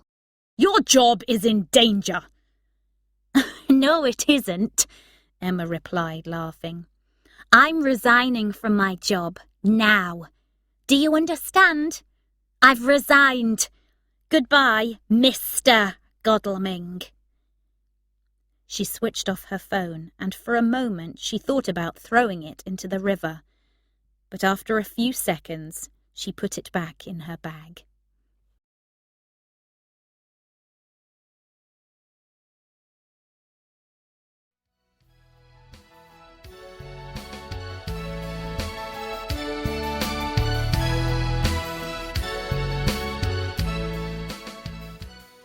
Chapter 11. Dexter in Love. Wednesday, the 15th of July, 1998. Chichester, Sussex. Dexter Mayhew was lying in bed with Sylvie Cope at the end of a difficult day. Recently, something strange had happened to Dexter. He had fallen in love. He'd had many lovers, but he'd never been in love before. And now the girl beside him was more important to him than anything in the world. He almost couldn't believe his luck.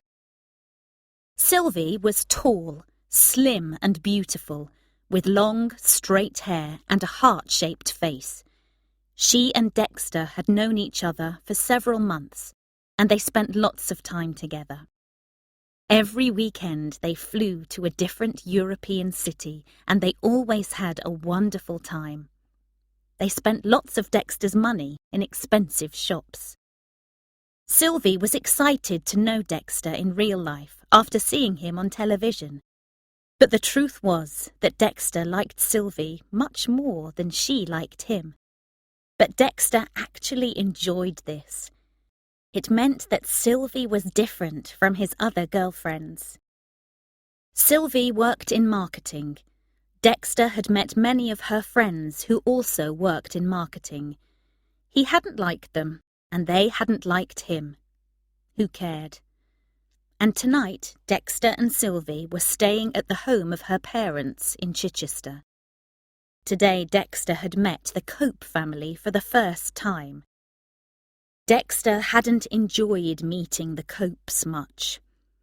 Sylvie's parents clearly didn't admire unimportant television presenters, and Sylvie's twin younger brothers had mocked him openly.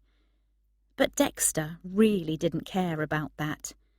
Sylvie was on his side, and that was the only important thing.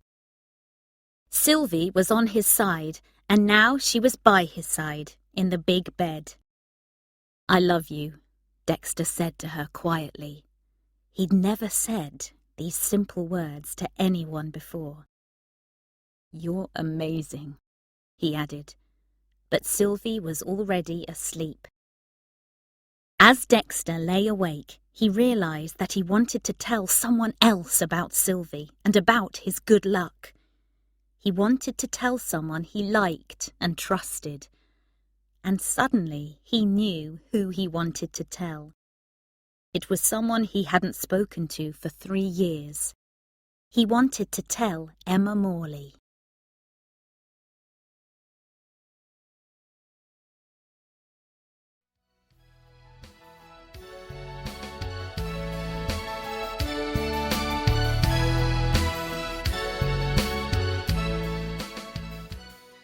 Chapter 12.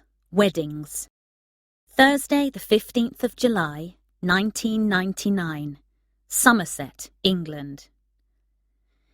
It seemed to Emma Morley that all her friends were getting married this year. As she drove to Somerset, in the west of England, on the morning of the 15th of July, she thought of the weddings she had been to recently. Some of her friends from university had married for the first time that year. Some of them had married for the second time. Watching these wedding ceremonies had made Emma feel that she was growing old. All the university friends she met at them asked her if she had a boyfriend, and they all pretended to be sad for her when she said she hadn't. But they all said she was looking better than she had ever looked. They were right. She took better care of herself these days, and she even wore pretty clothes for these occasions.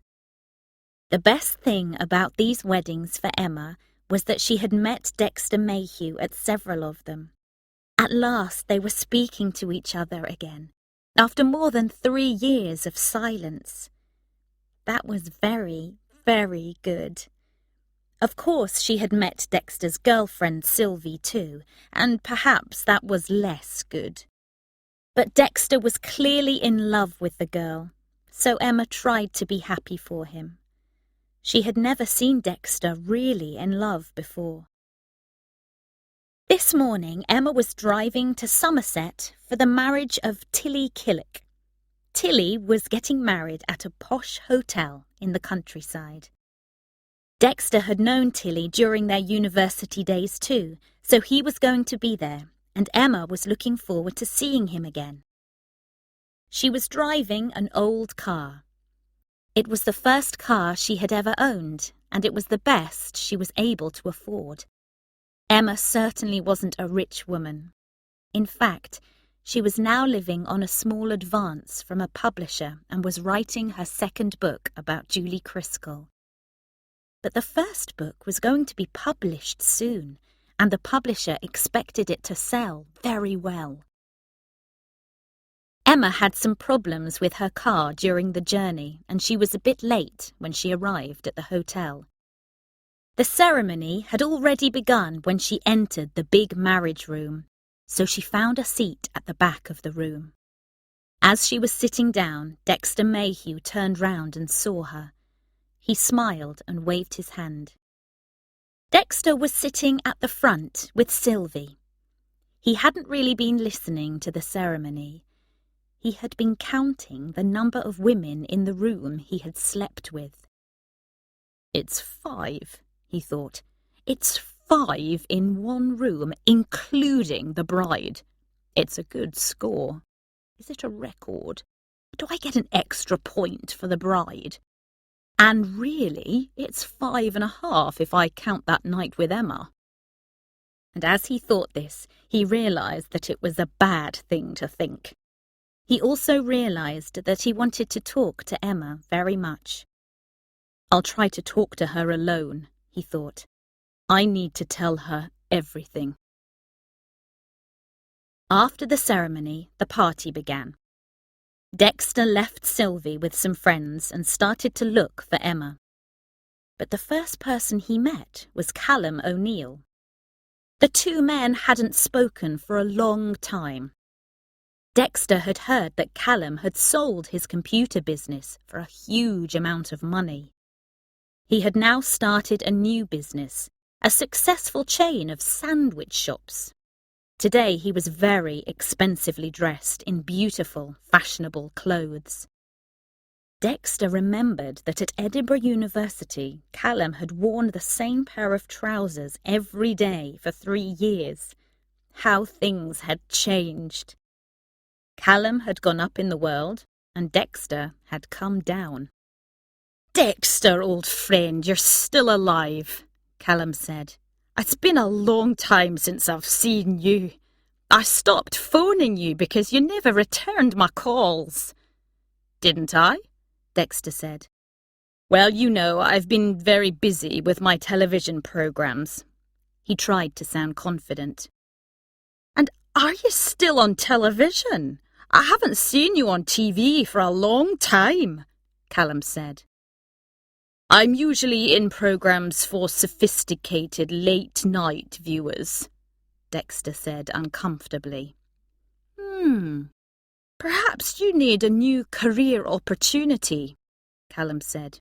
"You could work for me, Dex. I need a new manager. Come and see me soon. I'll buy you a good lunch, not sandwiches. We'll talk about it. Now, let's go and find your lovely girlfriend. I saw you with her earlier and I want to meet her. Have you seen my girlfriend?" "I won't ask you to meet her. I'm getting rid of her soon." Much later in the afternoon, Dexter finally met up with Emma. "Let's go somewhere quiet," he said. "I want to talk to you." "Where's somewhere quiet?" Emma asked him. Well, there's a maze here, I believe, said Dexter. It's a large one. It would be nice to get lost in it. They found the entrance to the maze and they walked inside. They didn't stop until they reached the centre. Then they turned to face each other. Well, isn't it strange? Emma began. These days we only talk at other people's weddings. I'm sorry that I've been so obnoxious during these last few years, Dexter said quietly. I don't blame you for ending our friendship, but I want us to be friends again now. I'm sorry too, Dex, Emma replied. Perhaps I didn't understand how badly your mother's death had hurt you. I didn't wait for you to start feeling better. We were both to blame. I'm a different person now, Em, Dexter said. Sylvie has changed me. I love her very much. He stopped speaking for a moment. Emma, there's going to be another wedding soon, he went on. Sylvie and I are going to get married later this year, and Sylvie is going to have a baby. For another moment they didn't speak, but their faces showed their real feelings. Then Emma knew that she had to say something to hide her feelings at least. She's a lovely girl, Dex, Emma said. It's marvellous news. I think that fatherhood will transform my life, Dexter replied. I've almost stopped drinking already. I'll be a good family man. Well, that's good, said Emma. She laughed. Of course, you've just ruined any chance of future happiness for me, but it's all great news. She stopped for a moment. Don't worry, she added. I'm only joking. And then they both laughed. The wedding will be in September, said Dexter. Emma, will you help me write my speech for the big day? No, Dexter, said Emma. Don't be an idiot. Just look into your heart and write. Then they walked back towards the entrance of the maze.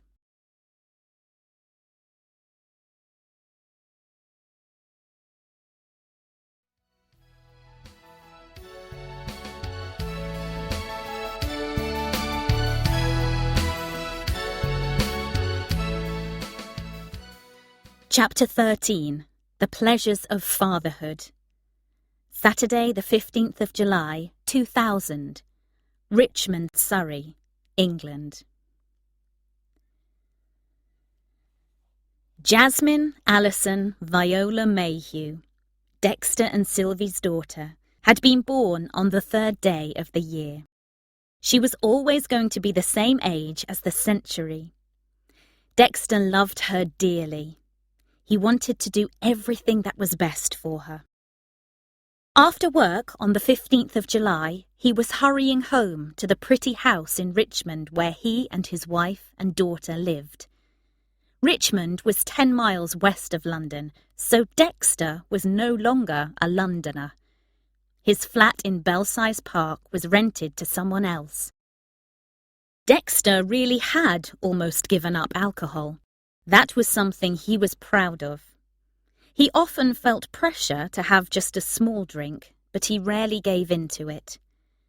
He had given in to pressure about something else. The pressure had come from Sylvie, who wanted him to find a real job. He had been getting very little TV work in the last year, so finally he agreed to have a meeting with Callum. Sylvie really liked Callum, and Callum wanted to help them. Callum had given Dexter a job. One day it might become a very good job, but at the moment Dexter wasn't enjoying it. The problem was that Dexter had to start at the bottom, as Callum said. He had to make sandwiches. He had to sell sandwiches in the shops. He had to drive a van around London. It was very menial work. The worst thing about it was that he was frequently recognised by people. Customers in the shops often asked him why he was no longer on TV, and that hurt him. He also worried that Sylvie was disappointed in him. She had pressured him about the job, but he felt she was angry that his TV career had ended. He worried that she was no longer very interested in him. They often argued these days, and they hadn't made love for weeks. Dexter was thinking about all this as he arrived home, but tonight he was going to prove to Sylvie that he was a new person. Tonight he was going to look after Jasmine alone, while Sylvie went out with friends. It was going to be the first time Sylvie had left the baby for more than a few minutes. "I'm going out for a meal in central London with some of my girlfriends," Sylvie had told him. "Then we'll stay at a hotel overnight. I'll be back the next morning. It will be all right, you'll see." Yes, it will be all right, Dexter told himself now. Sylvie looked tired and unhappy when Dexter entered the house. "What's wrong, darling?" he asked her. "Oh, it's just been a bad day," she replied. "Jasmine hasn't slept at all. She's been crying all day. And life in the house gets very boring when you aren't here. I'll feel better when I get out of the house tonight. Now, are you sure you'll be all right on your own with Jasmine?" She tried to sound friendly, but Dexter knew that she didn't really trust him. "She thinks I'll start drinking," he told himself. "But I will not. I will certainly not." "We'll be fine," he said. "Don't worry about us." "If there's a problem, call me," Sylvie said. "But call my mobile, not the hotel number. Do you understand?" From the beginning, Dexter's evening was a disaster. Moments after Sylvie left the house, Jasmine started to scream, and she didn't stop. She missed her mother. She didn't let Dexter feed her. Soon there was baby food all over her clothes, and she was wet through. Dexter changed her clothes and laid her down, but she refused to go to sleep. Then she screamed when Dexter turned on the television and saw the face of Suki Meadows. Jasmine's scream was even louder than Suki's voice. Soon Dexter was desperate, and soon he was walking to the wine shop in the next street with Jasmine in his arms. When he returned home, Dexter opened one of the bottles of wine he had bought. As he drank, Jasmine finally went to sleep. Dexter began to feel calmer, but he didn't stop drinking. He looked at the baby food, the baby clothes, and the baby toys that were all around him. He felt trapped. He drank some more wine. "I need to talk to someone," he told himself.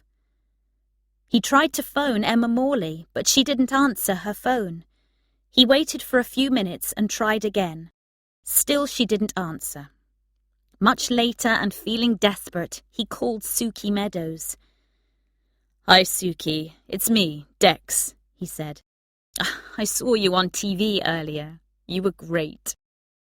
"Dex! Hey there! Well, how about all this? I haven't heard from you for a long time!" Suki shouted. Suddenly she spoke quietly. "In fact, it's been 5 years since we spoke." "Where are you, Suki?" Dexter asked her. "I'd love to see you. There's so much to talk about. I want us to be friends again. Will you come to my house? Get a taxi, I'll pay for it." "I'm at a party with some friends," Suki said, still speaking quietly. "I'm not free. When we were together, you treated me really badly. Do you remember that? You can't just phone me after 5 years and tell me to come to you." At that moment, Jasmine woke up and started crying again. "What was that noise?" Suki asked. "It's a baby. It's my daughter, Jasmine," Dexter said nervously. "Didn't you know I had a daughter? I married someone and—" Suki said several very rude words and then ended the call suddenly. Dexter opened the other bottle. Just before midnight, Sylvie used her mobile phone to call Dexter. She was sitting naked on the bed in her hotel room. They spoke for a few minutes, then Sylvie ended the conversation and began to cry. "He was drunk," she said to Callum O'Neill, who was sitting beside her. "I knew he was going to be drunk." "Well, I've given him a job. There's nothing else I can do about him," Callum said. "The question is, what are you going to do about him? And when are you going to do it?" He turned on the television angrily and got into bed.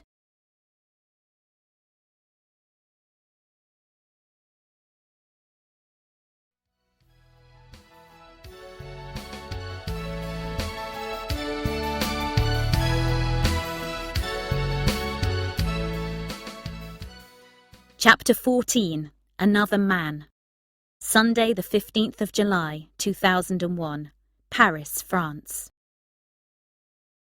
Emma was waiting at the Eurostar station in Paris. She was waiting for Dexter to arrive on a train from London. She was a bit nervous. They had only seen each other once since his marriage to Sylvie had broken up. On that occasion, they had spent the night together. That night, she had finally slept with him for the first and only time. She thought now that it had probably been a bad idea, but he had been desperately unhappy, and she had wanted to help him in some way.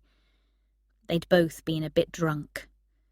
Soon after, Emma had decided to get away from England for a few months. She had come to Paris for the spring and summer. She wanted to spend her time writing. Her Julie Criswell books were a great success, and her publisher wanted more.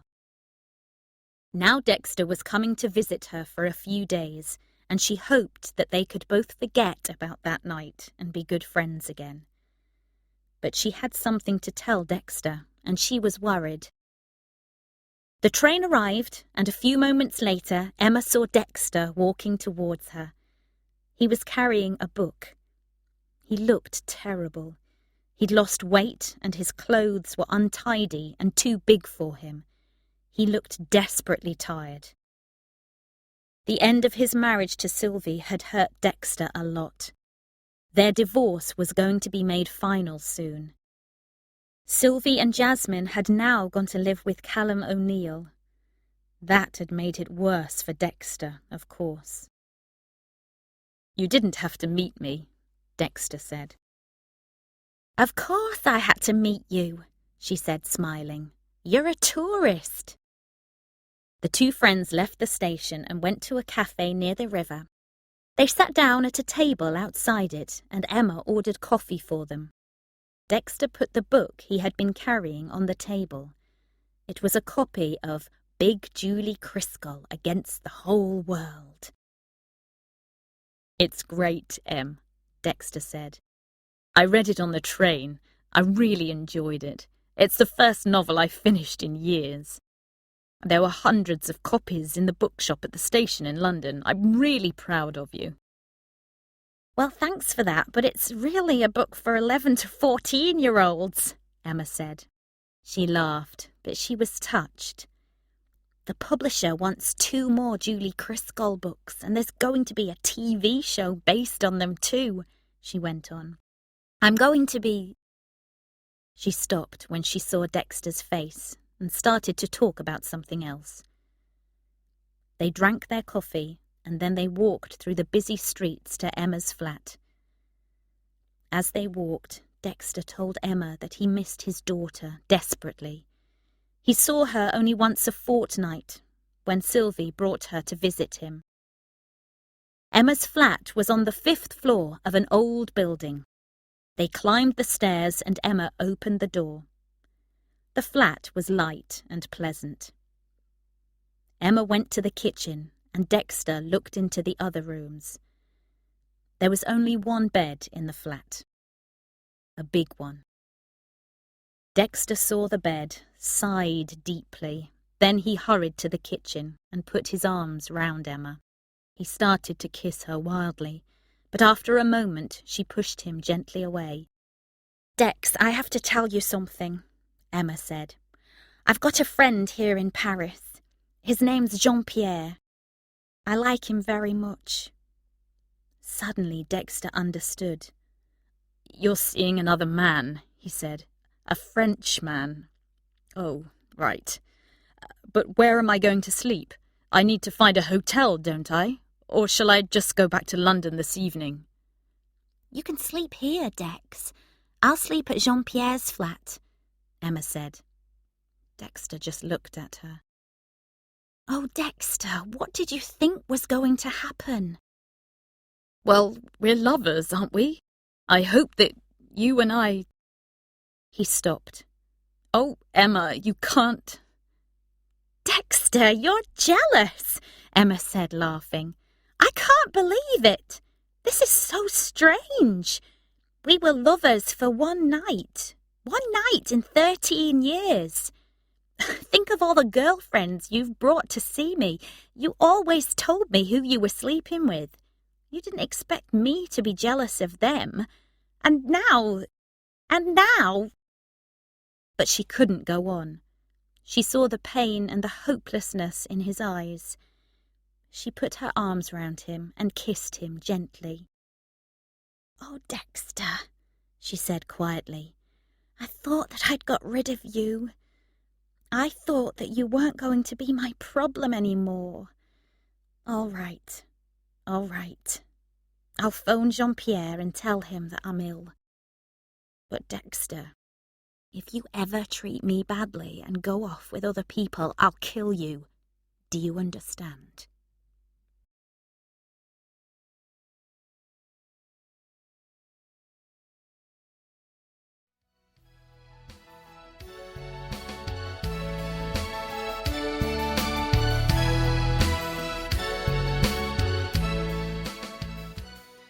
Part 4. Their Late 30s. Chapter 15. Monday morning. Monday the 15th of July, 2002. Belsize Park, London. At 7 o'clock in the morning, Dexter Mayhew and Emma Morley were lying awake in bed. They were thinking their own thoughts. They were now living together most of the time. Emma still kept her own flat, but at last they were close friends and lovers as well, and really, life was good for them both. Emma's thoughts that morning were about the 15th of July the previous year. She thought about that and about what had happened since then. Dexter's visit to Paris had been difficult at the start, but she had quickly realized that she hadn't really moved on from him, and that probably she wasn't able to move on from him. So she'd finished her relationship with her French boyfriend. Dexter had stayed with her in Paris for the whole summer, and they'd returned to London as a couple. These days, Emma usually slept in Dexter's flat in Belsize Park, and during the daytimes she went to her own flat 2 miles away. She rode there on her bicycle and wrote her books there.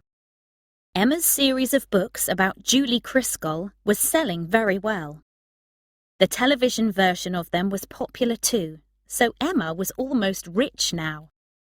During the daytimes, Dexter now ran a successful delicatessen and cafe in Highgate, another fashionable part of North London. Emma knew that he had hated doing menial jobs when he worked for Callum O'Neill, but now he seemed to enjoy doing the same jobs for himself. He enjoyed making the sandwiches and coffee for his customers at the deli. Most of the time, Emma was confident about their future. She loved Dexter, and she loved his daughter Jasmine, who often spent time with them. The 3 of them were happy together. This was good for Jasmine because Sylvie and Callum were not getting on well together. But there was one little cloud in Emma's sky. She was beginning to wish for a child of her own. And she wasn't getting any younger, of course. Dexter already had a child, and he wasn't so happy with the idea of another one. Sometimes they argued about this. "Perhaps I need to find someone else," Emma sometimes thought when this happened. But she never thought very seriously about leaving Dexter. One day, Emma had met Dexter's father again. She remembered that meeting this morning. "Of course I remember you, Emma," Stephen Mayhew had said. "You called me a bourgeois fascist once. I'm very pleased to meet you again." And he'd told her, "Dexter is so much better now that he has you with him. Suddenly I like my own son again. It's wonderful." Now, as Emma stopped remembering things and started to get up, Dexter spoke. "Why do you still keep your own flat, Emma?" he said. "You can live here all the time, you know that." Dexter, are you asking me to be your flatmate? Emma replied, pretending to be surprised. It's taken you a lot of years, hasn't it? "Yes, I think I am," Dexter said. "And yes, it has. But that's what I want." The flat's really too small, Dex, Emma said after a few moments. "Well, let's buy a house together, Em," Dexter said.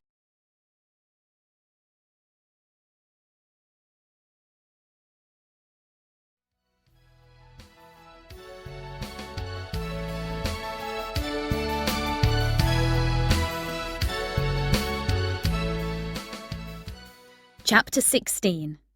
Big Day Speech. Doc. Tuesday, the 15th of July, 2003.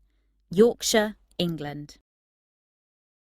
That's the place where I was bitten by a dog when I was a little girl, Emma said. She pointed ahead. She and Dexter were walking along a beach on the Yorkshire coast. The morning was hot, but there weren't many people on the beach. The school holidays hadn't begun yet. "What kind of dog was it?" Dexter asked. He was trying too hard to sound interested. Emma looked carefully at him. Clearly, he didn't really want to know what kind of dog had bitten her. "Am I boring you, Dexter?" she asked. She sounded a bit cross. "No, of course you aren't," Dexter replied wearily. "Well, perhaps you are boring me a little bit." "Ah, then you have 4 more days of boredom to look forward to, don't you?" Emma said. She laughed. She liked his sudden honesty. "Poor Dexter," she added. Emma and Dexter were on holiday. They had rented a small cottage in the Yorkshire countryside for a week. Each day they set out to visit places that Emma remembered from when she was a child. Today, after their morning at the beach, they were going to drive inland. Emma wanted to find a waterfall she remembered from her childhood. "It's a beautiful place, Dex," she said. "You'll love it." But that afternoon they didn't succeed in their search. Emma's memory wasn't good enough.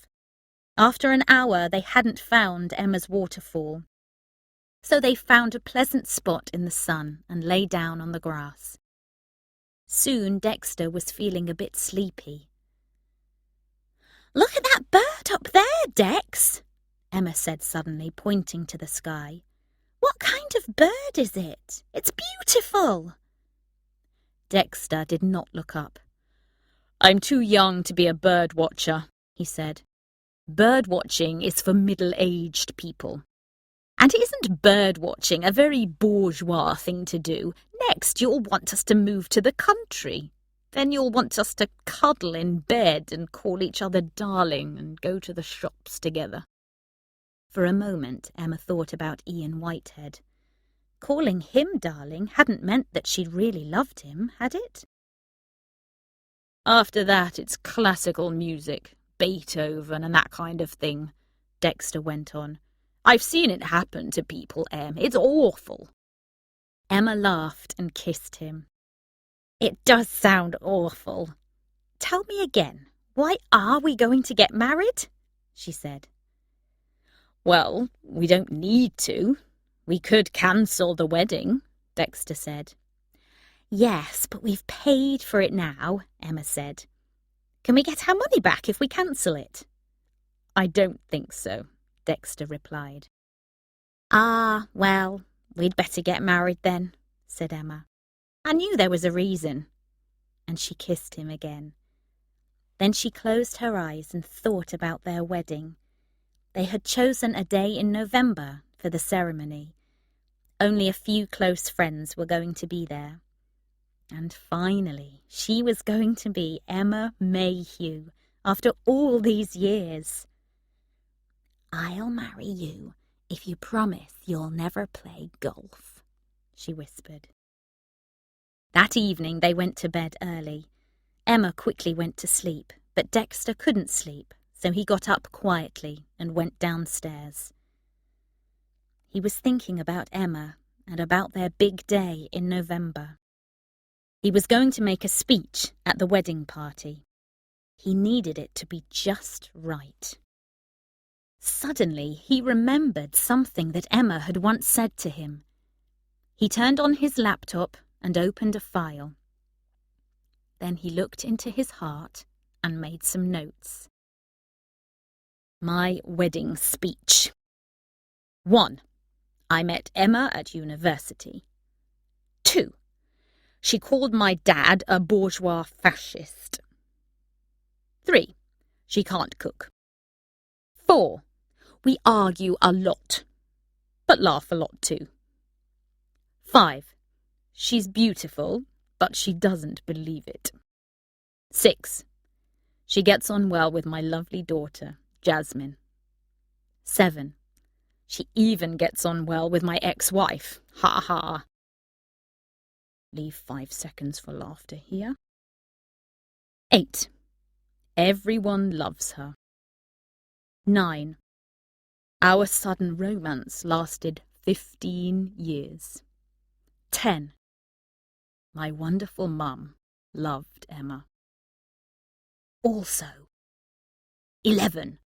Say something nice about Dad and about Emma's parents. 12.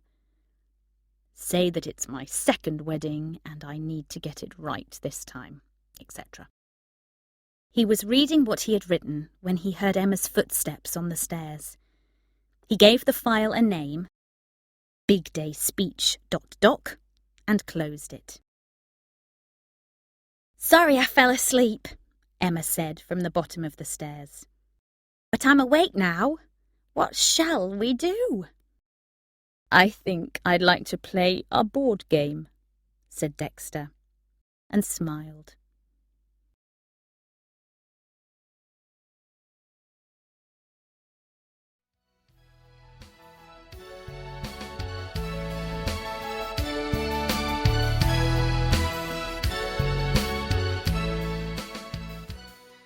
Chapter 17. Too Late. Thursday, the 15th of July, 2004. Belsize Park, London. It was breakfast time in Belsize Park. "Well, it didn't happen this month, Dex," Emma said sadly. "I'm sorry." Please don't worry about it, Em, Dexter said. We'll go on trying. "I'll be 39 next April," Emma replied. "Soon it will be too late." Dexter now wanted a baby as much as she did, but it wasn't happening. They were both beginning to worry. "It really doesn't matter," Emma told herself. "We're a happily married couple, that's the important thing. And Jasmine's here a lot." She told herself this, but there was a hole in her life now. It made her sad, and sometimes it made her cross with Dexter for no real reason. This morning she tried to be calm, but she was quickly upset by something in the newspaper. "Dex, I don't understand students these days," she said. "They don't care about anything, do they? When I was a student, we protested about things like this."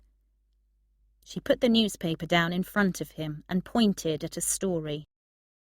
Perhaps they're right not to protest, said Dexter wearily. We aren't all socialist, feminist, anti-fascists, are we? Some of us have other things to worry about. And that started the argument. For 10 minutes, they were very rude to each other. Then, quite suddenly, Emma didn't want to argue any longer. "I'm sorry, Dexter," she said. "This isn't about students, is it? It's about not having a baby. I'm really upset about it. I don't want to fight with you." By the time they left the house, they were almost friends again. Emma was going to her flat to write. Dexter was going to the deli, but he wasn't in a hurry. He now had help there. A pleasant girl called Maddie worked as his manager, and a few other people helped at busy times. "There's a house that I want us to look at this afternoon," Dexter said as they left the flat. "We really must buy one soon, and I've got a good feeling about this one. I'll phone you with the address later. It's in Kilburn. Meet me at the house at 5 o'clock. So Emma got on her bicycle and rode off to do her day's work. At about lunchtime, Dexter phoned with the address where they were going to meet. "I'll see you there, darling," Emma said. "I'm sorry about this morning. I love you." At 4 o'clock, Emma set off from her flat to cycle to Kilburn. It started to rain, and soon the roads were wet. There was lots of traffic noise. Emma didn't hear the car that came out of a side street at high speed, so she was surprised to be flying through the air. She landed by the side of the road. When she opened her eyes, there were people standing round her. "Are you all right, miss?" one of them asked. Another was crying. But Emma didn't speak. She knew that she was certainly not all right. Two thoughts passed through her mind as she lay on the ground. One was a memory of herself playing on a Yorkshire beach. She was with her parents, and she was 9 years old. The other thought was about Dexter. She was going to be late for their meeting. He was going to worry, and he was going to get wet. Then Emma Mayhew died, and everything she had ever thought had gone.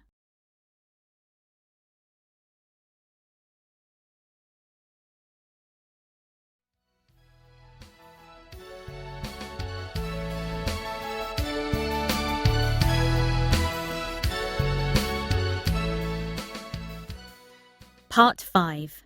Memories. Chapter 18. 3 Anniversaries. Friday, the 15th of July, 2005. London, England. The months had passed. A year had passed. Very early in the morning of the 15th of July, 2005, Dexter Mayhew was drinking in a club in central London. It was the kind of club that stayed open very late. Dexter was alone. Earlier, he had come to the club with Maddie, his manager, and 2 of the other workers from his deli.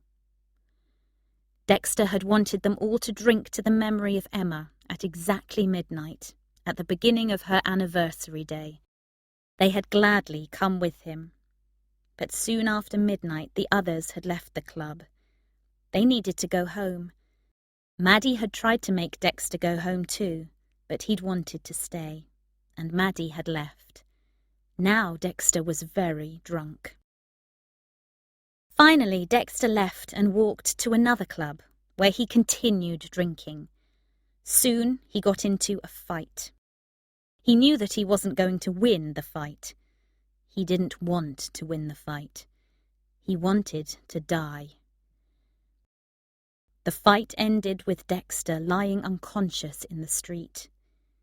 When he woke, he found that someone had stolen his money and his keys. There was blood all over his clothes.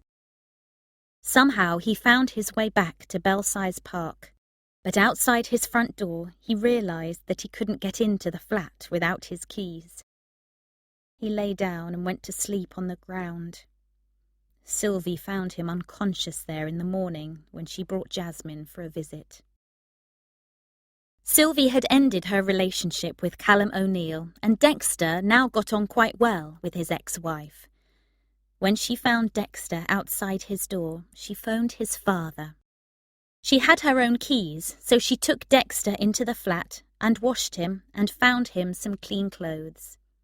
Later, Stephen Mayhew arrived and took Dexter back to Oxfordshire.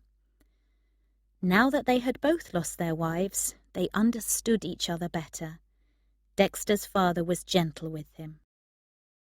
Saturday, the 15th of July, 2006, London, England. The months had passed. Another year had passed. For Dexter, the second anniversary of Emma's death wasn't as painful as the first one. When the deli closed for the day, he decided to spend the evening alone. He wanted to look through Emma's books and photographs. He was going to keep some of them. He was going to give some of them to her parents. The others were going to her friends. So in the evening, he sat with Emma's things around him. He thought about the previous anniversary, and he remembered a strange thing. A few days after the 15th of July last year, he'd received a kind letter from Ian Whitehead. "When Emma left me, I hated you," he had written. "I wanted to die. But after a few years, I met someone else and my life changed. And now I'm happy again. We have 3 children. I know how you must feel without Emma, Dexter, and I know that she loved you very, very much. I used to think that you weren't good enough for her, but none of us was good enough for Emma, and we have to go on for her. Please take care of yourself." After that letter, Dexter and Ian had spoken on the phone a few times, but they both knew that they weren't going to meet again. Dexter spent a lot of the evening looking at Emma's old photos. He found some which Emma had taken on Arthur's Seat in Edinburgh. One of them had been taken by someone else and showed both Emma and Dexter. These photos had been taken on the first day they had ever spent together. Suddenly Dexter felt terrible. There were so many memories. He started to cry, but he knew what to do. He phoned his friend Maddie. Talking to her made him calm again. "Shall I come to you?" she said. "I can get a taxi." "No, it's all right. I just wanted to hear a friendly voice," Dexter told her. "I'll be fine now." And soon he felt much better. Sunday, the 15th of July, 2007, Edinburgh, Scotland. The months had passed. One more year had passed. On the 3rd anniversary of Emma's death, Dexter was in Edinburgh with Maddie and Jasmine. Dexter and Maddie were a couple now, and they were having a short holiday with Dexter's daughter. This morning, Maddie had told Dexter to take Jasmine for a walk. "I'll go to one of the art galleries," she'd said.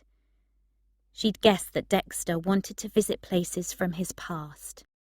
She'd also guessed that he wanted to talk to Jasmine about Emma. Jasmine was 7 years old now, and she walked happily beside Dexter. First, they walked to Rankeillor Street, and for a minute, Dexter looked up at the window of the flat where Emma used to live. Then they walked through the streets towards Arthur's Seat. "Let's do some climbing," said Dexter when they reached the hill. "There's a wonderful view from the top." "Did Emma come up here too?" Jasmine asked him when they reached the top. "Yes, we came here together," Dexter replied. "I have a photo of us both on the hill. I'll show you it when we get back to London." "Do you miss Emma?" Jasmine asked quietly. "Yes, I miss her every day," Dexter said. "She was my best friend. Do you miss her?" "I think I miss her," Jasmine said.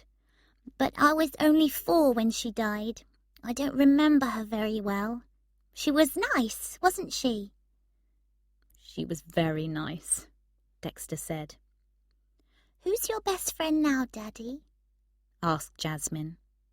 You are, of course, Dexter replied quickly. Can we go down now? Jasmine said. I'm a bit tired.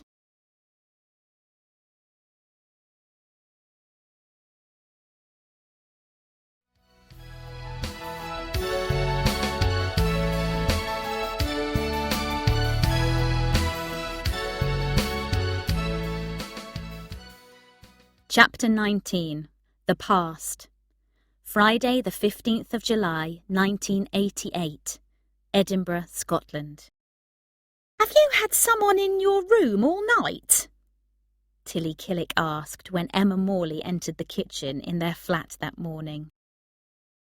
Oh, yes, it's only Dexter Mayhew, Emma replied. She tried to sound uninterested. She was not very successful. It's only Dexter Mayhew, you lucky person, Tilly said. She sounded a little jealous. Is he staying here all day too? No, I think we'll go out after breakfast, Emma said. What shall we do? Have you any ideas for a romantic day, Tilly? Well, Arthur's Seat is a good place to go, isn't it? Tilly said. You can be romantic there. So after breakfast, Emma and Dexter went out into the city. Emma took her camera with her, and they bought food for a picnic. Dexter was worried about climbing Arthur's Seat. He was wearing expensive shoes, and he didn't want to ruin them. I don't climb mountains, Em, he said. I'm not that kind of person. Dexter, it's only a hill. It's not K2, Emma replied, laughing. So they climbed Arthur's Seat, and when they reached the top, they decided that it wasn't really romantic. There were too many people already there for that. But Dexter had never climbed the hill before, and he was surprised. He enjoyed the view. It made an impression on him. This didn't often happen. I've lived in this city for 4 years, he said. Now this is my last day in Edinburgh. Why haven't I been up here before? Because you're not that kind of person, Emma replied. They ate their picnic, and then they sat quietly together. Dexter, Emma said after a few minutes, I want to say something. It's about last night. I haven't done that kind of thing often, and I know that you were a bit drunk. I know it was just one night, and that's it. But I want to say that it was nice for me. It was nice, and you're nice, Dexter. You're a nice person when you allow yourself to be nice. I really like you. Later, on their way back to the bottom of the hill, they stopped to take some photos. Someone took a photo of both of them together. Then Emma walked with Dexter back to his flat. They found Dexter's parents waiting for him there. This is my friend, Emma Morley, Dexter told his parents. Hello, Emma. I'm Alison, Dexter's mother said. We're pleased to meet you. Do you want to come for a drink with us? Emma looked at Dexter. He looked unhappy and worried. She made a quick decision. No, thank you, she replied. That's very kind of you, but I have to get back to my flat. Then she spoke to the boy. Have a nice life, Dexter, she said quickly. She turned and walked away. I'll probably never see him again, she told herself as she walked sadly along the street. But a few minutes later, as she walked through the city centre, she heard someone call her name behind her. She turned and saw Dexter. He had been running and he was exhausted. My parents came early, he said. I didn't have time to get your address and phone number. Quickly, Emma wrote these on a piece of paper, and Dexter wrote his address and phone number for her. Call me when I get back from France, he said. Come and stay with us for a few days. I want to see you again. Then he kissed her gently, and she kissed him. They stood in the middle of the busy street, and people on their way home hurried around them. It was the sweetest kiss either of them ever knew. "Goodbye, Dex," Emma said. "Goodbye."